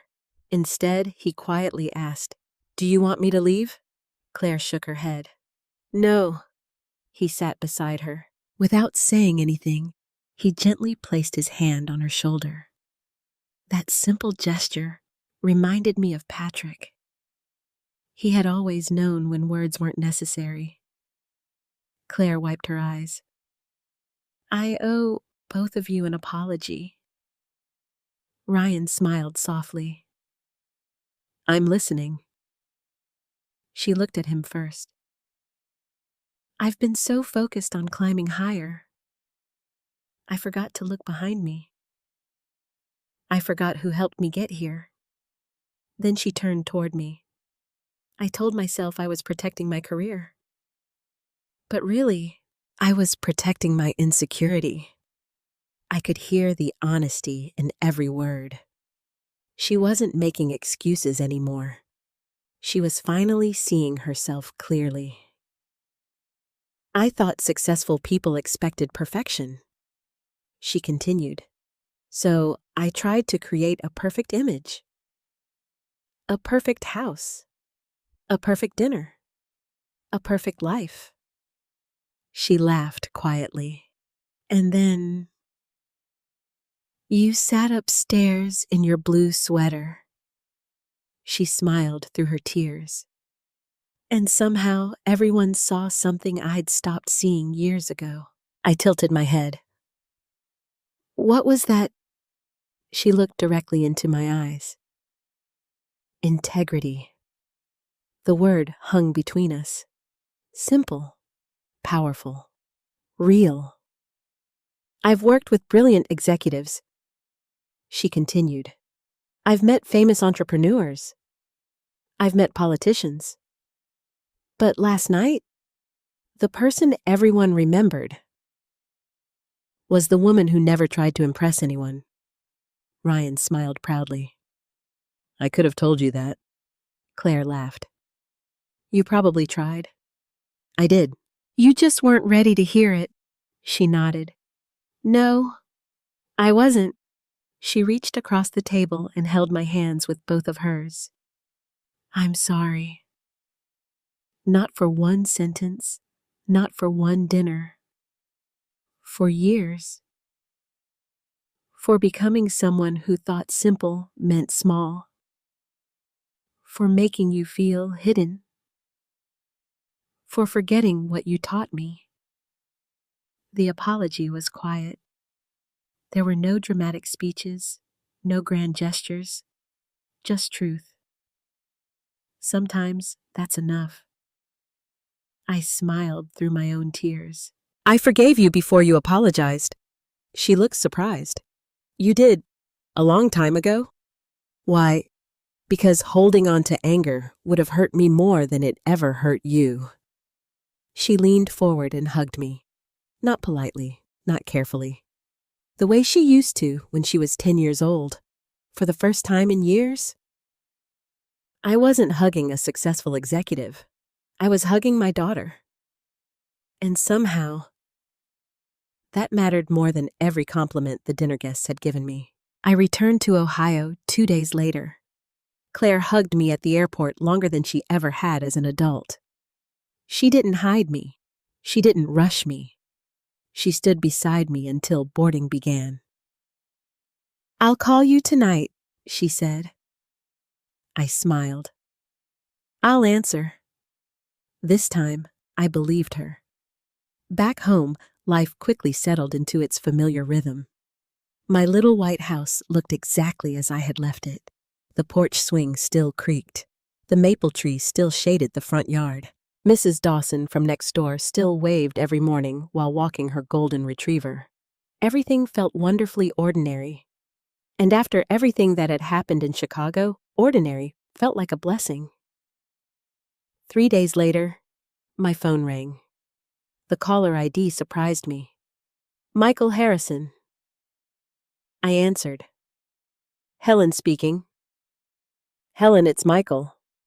I hope I'm not interrupting. Not at all. I've actually been hoping you'd call. He laughed. I wasn't sure if that sounded arrogant. It doesn't. He hesitated. I've been thinking about our conversation all week. So have I. Then his tone became more serious. I'd like to ask a favor. Go ahead. My family owns several companies. We meet every quarter. This year, I'd like you to join us. I nearly laughed. I think you've mistaken me for someone else. I haven't. We don't need another consultant. We've got plenty. We need someone willing to tell us uncomfortable truths. I smiled. I've been retired for 3 years. I know. I'll pay you for your time. You don't have to. I insist. I gently interrupted him. If I ever come, it won't be because of the money. He chuckled. I expected you to say that. Before hanging up, he added one more thing. I spoke with Susan. And David? And Linda? They all asked for your phone number. I blinked. They did? They're hoping to stay in touch? I thanked him politely, but after ending the call, I sat quietly in my living room for several minutes. Life has a funny way of surprising us. I'd spent decades believing my career had quietly ended. Apparently, it hadn't. The next morning, another call came, this time from Susan Reynolds. Helen, yes, I've got wonderful news. What happened? My husband and I held the family meeting you suggested. I smiled immediately. How did it go? She laughed. Messy. Honest. Long. But we finally talked. No lawyers. No accountants. Just family. She paused. My daughter cried. My son admitted he never wanted to run the company. My youngest finally confessed she thought we'd never trust her. She laughed again. We've been making assumptions for years. And now we're making a real plan. She became quiet. I don't think we'd have done that without your advice. I thanked her, but the truth was, she deserved the credit. Advice only matters when people are willing to listen. Later that afternoon, another call arrived. David Brooks. Helen? I owe you. I laughed. That sounds expensive. He laughed too. I decided not to refinance all 3 properties together. Oh. I separated the risk. My banker wasn't thrilled. But after reviewing everything, he admitted it was probably smarter. I smiled. I'm glad you took your time. So am I. He became thoughtful. You know, I've been in real estate for 30 years. I can't remember the last time someone encouraged me to slow down. We talked another 15 minutes, mostly about life. Not buildings, not loans. Life. By Friday, Linda had called, then Richard, then 2 other guests whose names I barely remembered. Each conversation surprised me, not because they asked financial questions, because they almost always ended somewhere completely different.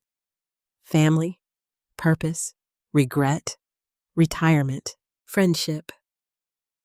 One evening, Claire called. I've been hearing something strange. I smiled.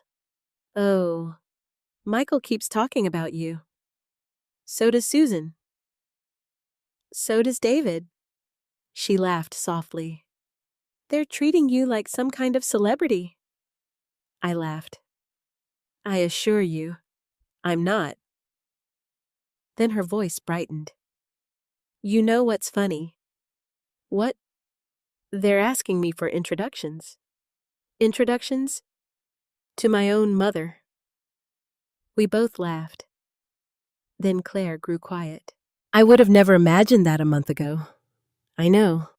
I've been thinking about what I've spent years trying to earn invitations into important rooms. She paused. You walked into one, and people simply wanted to hear your heart.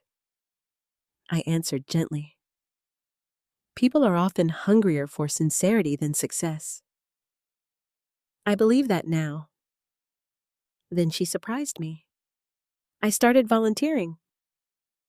My eyebrows lifted. You did every Thursday. Where? A financial literacy program for single mothers. I smiled so broadly my cheeks hurt. That's wonderful. She laughed. I kept hearing your voice. If people understand money, they usually make better decisions. I finished the sentence for her. She laughed. I guess some lessons stick. Ryan joined the call. I've got news too. What is it? Claire canceled 3 networking dinners this month. Claire playfully nudged him. You didn't have to tell her that. I absolutely did. He laughed. We've actually been eating dinner together. No phones. No laptops. Just us, Claire added quietly. It feels nice. I could hear something in her voice that had been missing for years. Peace, not excitement, not ambition, peace. Before hanging up, she hesitated. Mom? Yes. I've been thinking about hosting another dinner. I smiled. Already. This one will be different. How? She answered without hesitation. I'm inviting people I actually enjoy, not people I think I should impress. I closed my eyes and smiled. That one sentence told me more than an hour-long apology ever could. She was changing. Not because someone forced her, because she finally wanted to. And in my experience, those are the only changes that truly last. About 2 months later, Claire called again. This time, I could hear excitement in her voice. Mom, I've got a favor to ask. I smiled. I've noticed your favors usually become adventures. She laughed. I hope this one does. What is it? I'm hosting another dinner. I waited. But this time, I want you to be my guest of honor. For a moment, I didn't answer. My mind drifted back to that first evening. The expensive flowers, the carefully arranged table, the words I had overheard. She's too simple. Claire must have sensed my hesitation. I know what you're thinking. I promise. This isn't the same. I know. She became quiet. I'd really like everyone to meet the woman who taught me what success actually looks like. I felt tears gathering before I even realized it. I'd love to come. She sighed with relief. I was hoping you'd say that. A week later, I arrived in Chicago again. The house looked almost identical from the outside. The same beautiful landscaping, the same brick driveway, the same large windows, but somehow it felt warmer. Claire opened the front door before I even reached the porch. She wrapped both arms around me. No hesitation, no embarrassment, just love.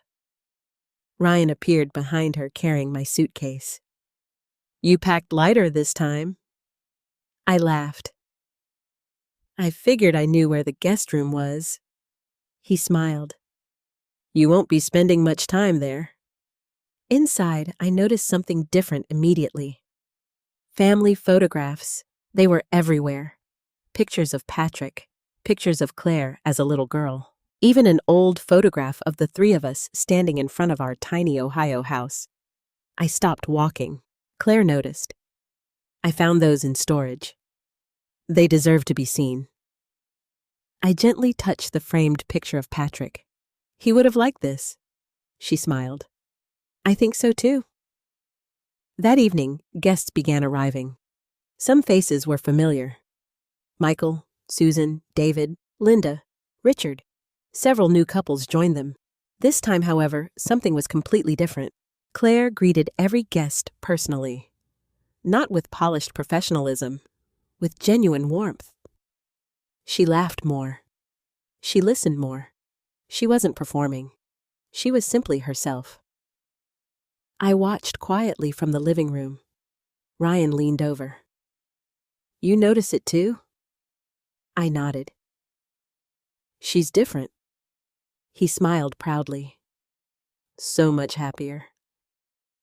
When everyone had arrived, Claire gently tapped her glass. The room grew quiet. I'd like to say something before dinner. She looked around the room. Many of you were here a few months ago.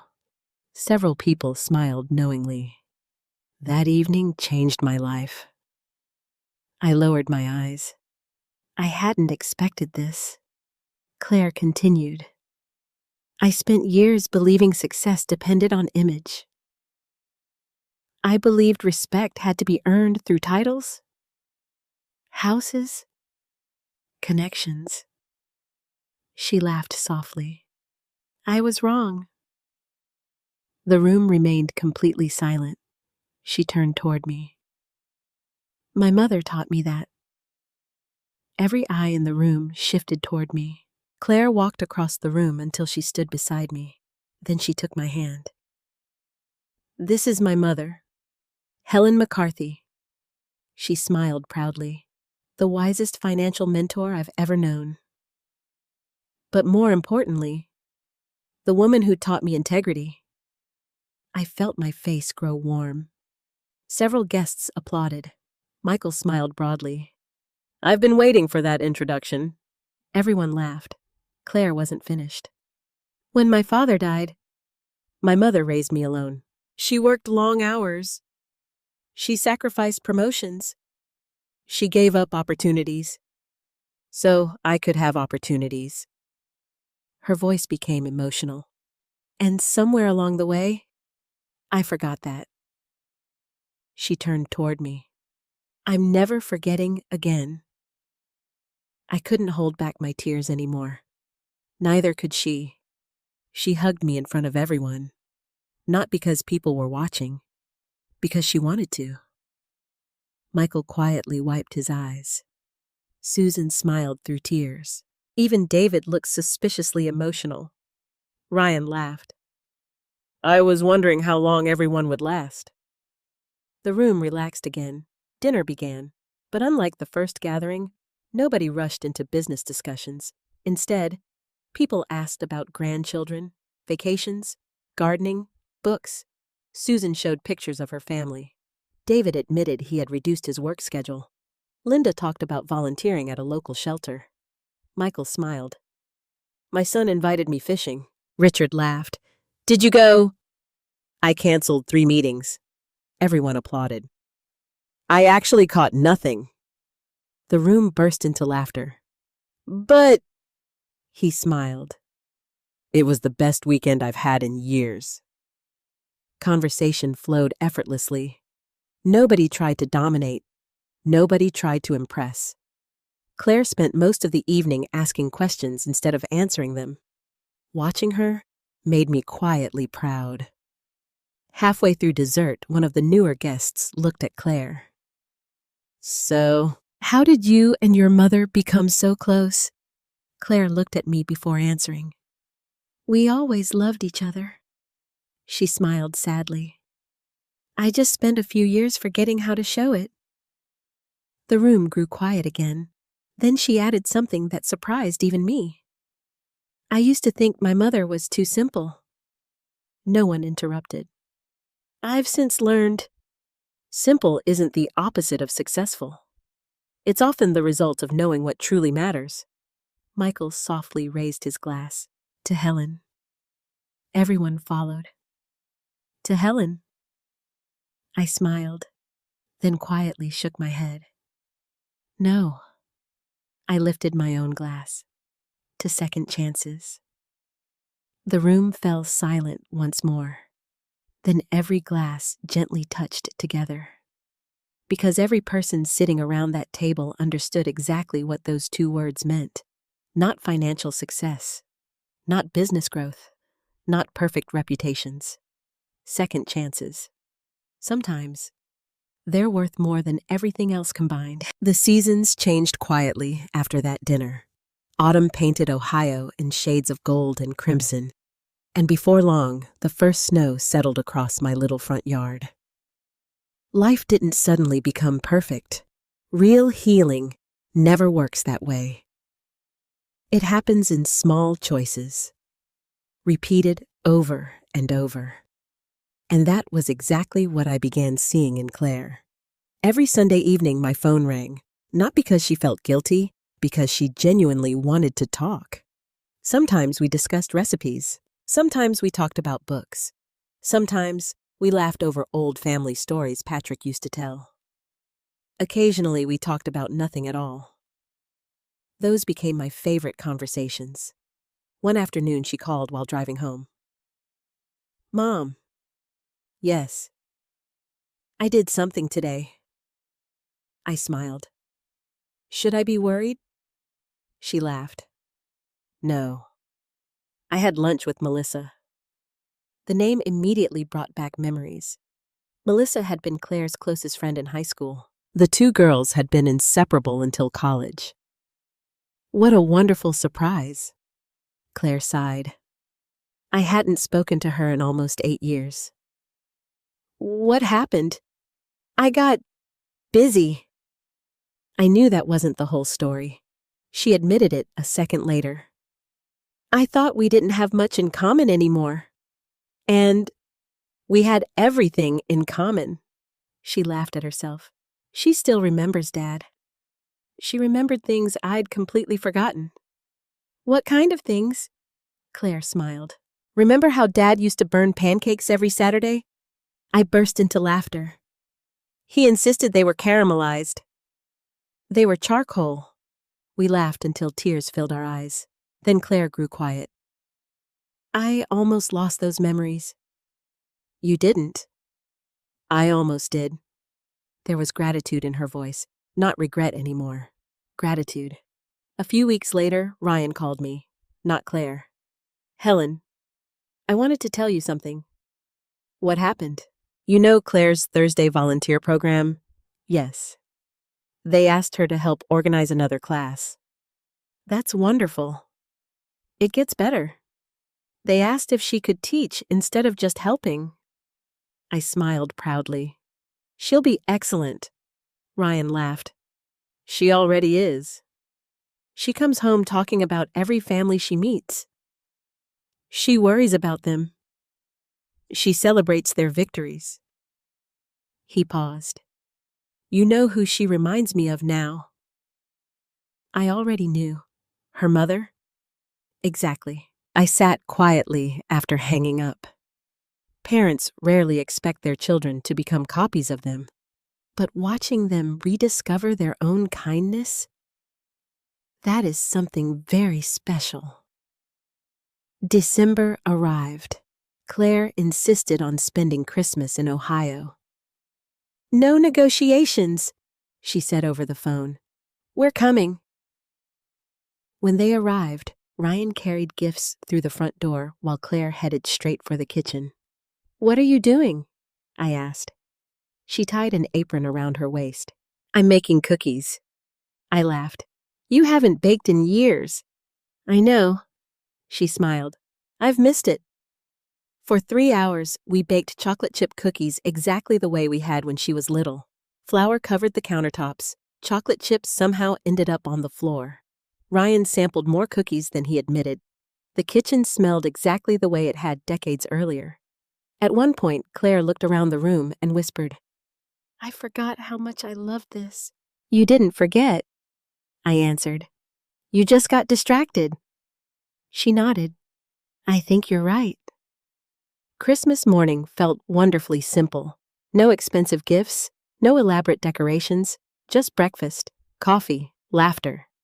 Ryan eventually leaned back in his chair. I have an announcement. Claire looked nervous. What? I accepted fewer clients. She looked surprised. You did? I realized something. What? I kept saying I was working for our future.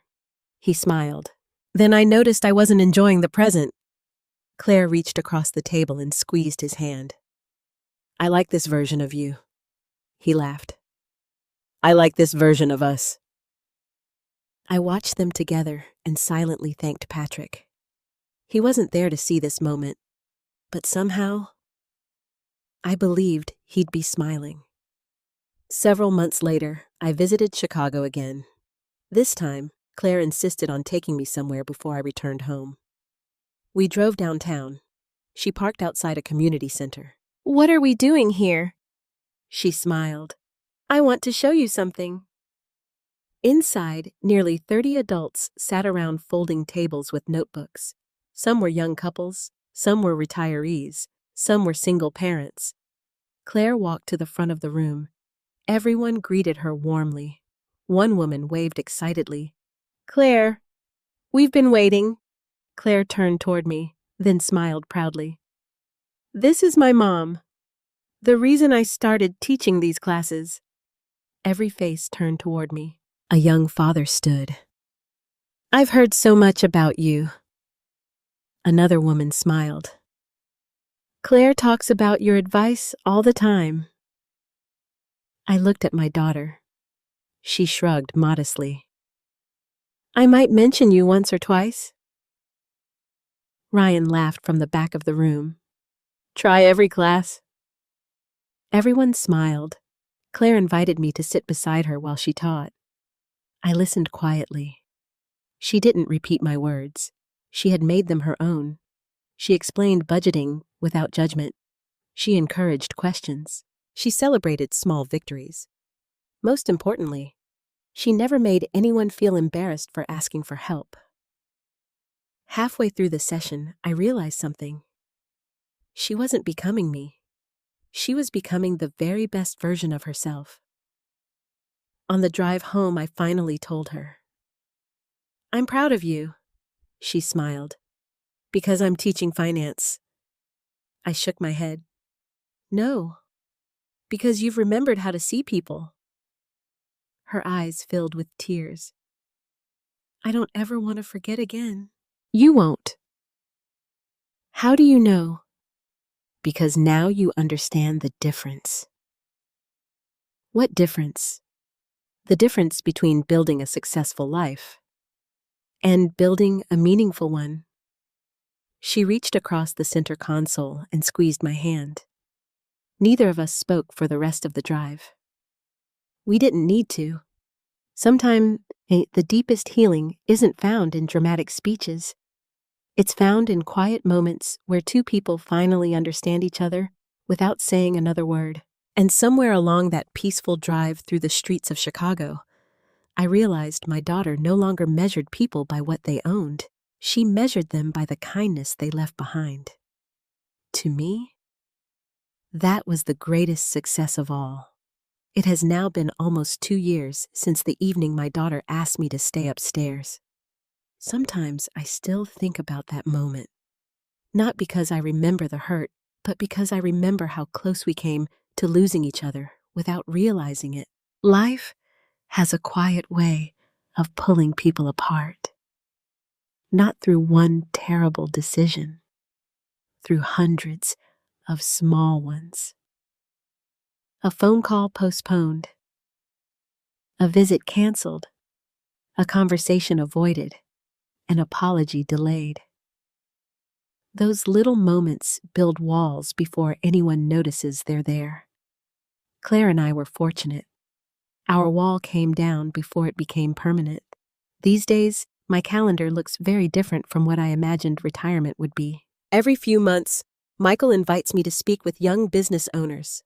Susan occasionally calls just to tell me how her children are doing. David still jokes that slowing down was the best financial decision he ever made. Linda now teaches financial literacy at 2 community centers. She insists I inspired her. I always tell her she gives me too much credit. The greatest surprise, however, has been Claire. She no longer introduces me by quietly saying, "This is my mom." Now she smiles proudly and says, "This is Helen McCarthy, the woman who taught me what really matters." Every time I hear those words, I think about Patrick. He would have smiled that crooked smile of his and whispered, "I told you she'd find her way." One spring afternoon, Claire and Ryan came to Ohio for the weekend. The weather was perfect. After lunch, we sat together on my old front porch. The same porch where Claire had once blown bubbles as a little girl. The same porch where Patrick and I had planned our future. The same porch where I had cried after his funeral. Life had come full circle. Claire rocked gently in the old wooden chair beside me.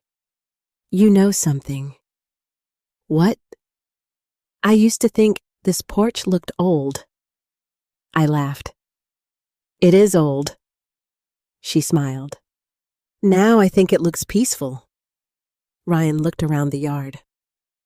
"I've never understood why we always rushed back to Chicago."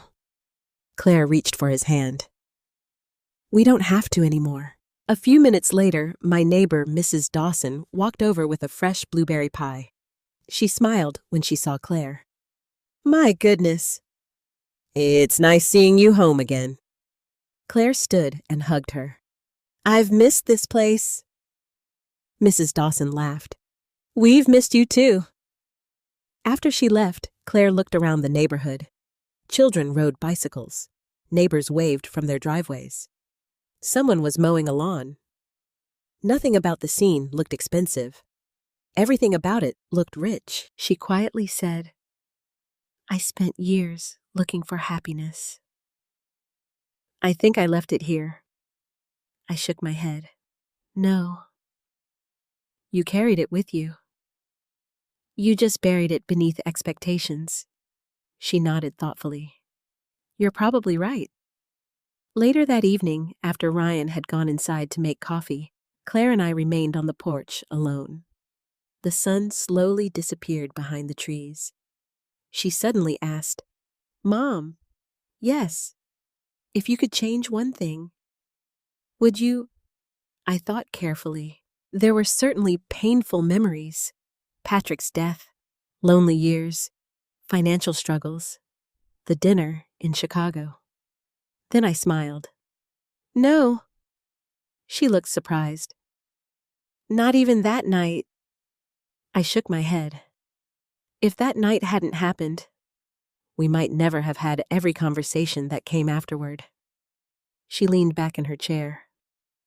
I still feel guilty sometimes. I know. But guilt has done its job. What do you mean? It helped you recognize your mistake. Don't let it become a permanent address.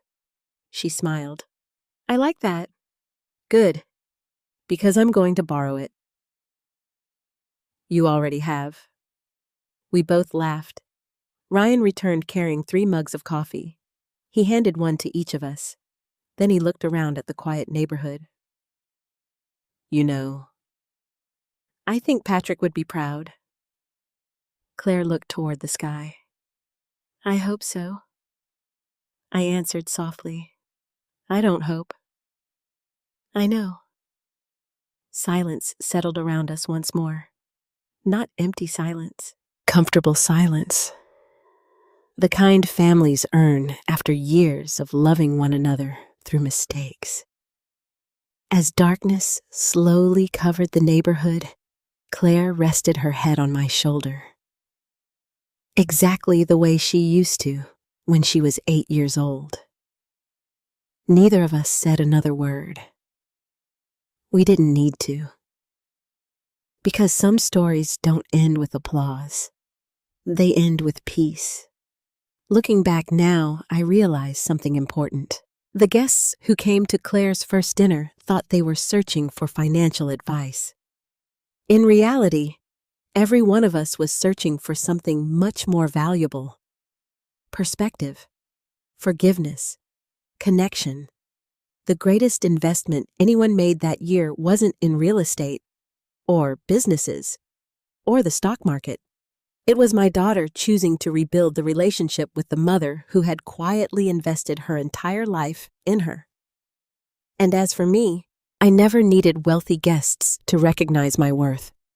The only recognition I had ever truly wanted was seeing my daughter smile at me with pride instead of embarrassment. In the end, that simple moment became the richest reward of my entire life. If there's one lesson this journey has taught me, it's this: never mistake simplicity for weakness. In a world that often celebrates wealth, titles, and appearances, it's easy to believe those things define a person's value. But the people who leave the deepest mark on our lives are rarely the loudest or the richest. They're the ones who listen without judging, give without expecting anything in return, and remain kind, even when kindness isn't returned. For years, my daughter believed she had to impress the world to earn respect. I once believed that staying silent would protect the people I loved. We were both wrong in different ways. Real love requires honesty, and real respect can never be built on pretending to be someone you're not. Parents often make sacrifices quietly. They don't keep score. They don't ask for applause. They simply hope that one day their children will understand why they chose love over convenience, family over ambition, and character over status. If you're fortunate enough to still have your parents with you, don't wait for the perfect moment to tell them how much they mean to you. And if you've grown apart from someone you love, remember that pride builds walls, but humility opens doors. A sincere conversation can heal wounds that years of silence never could. In the end, success isn't measured by the size of your home, your bank account, or the people who know your name. It's measured by the people who feel loved, respected, and safe because you were part of their lives.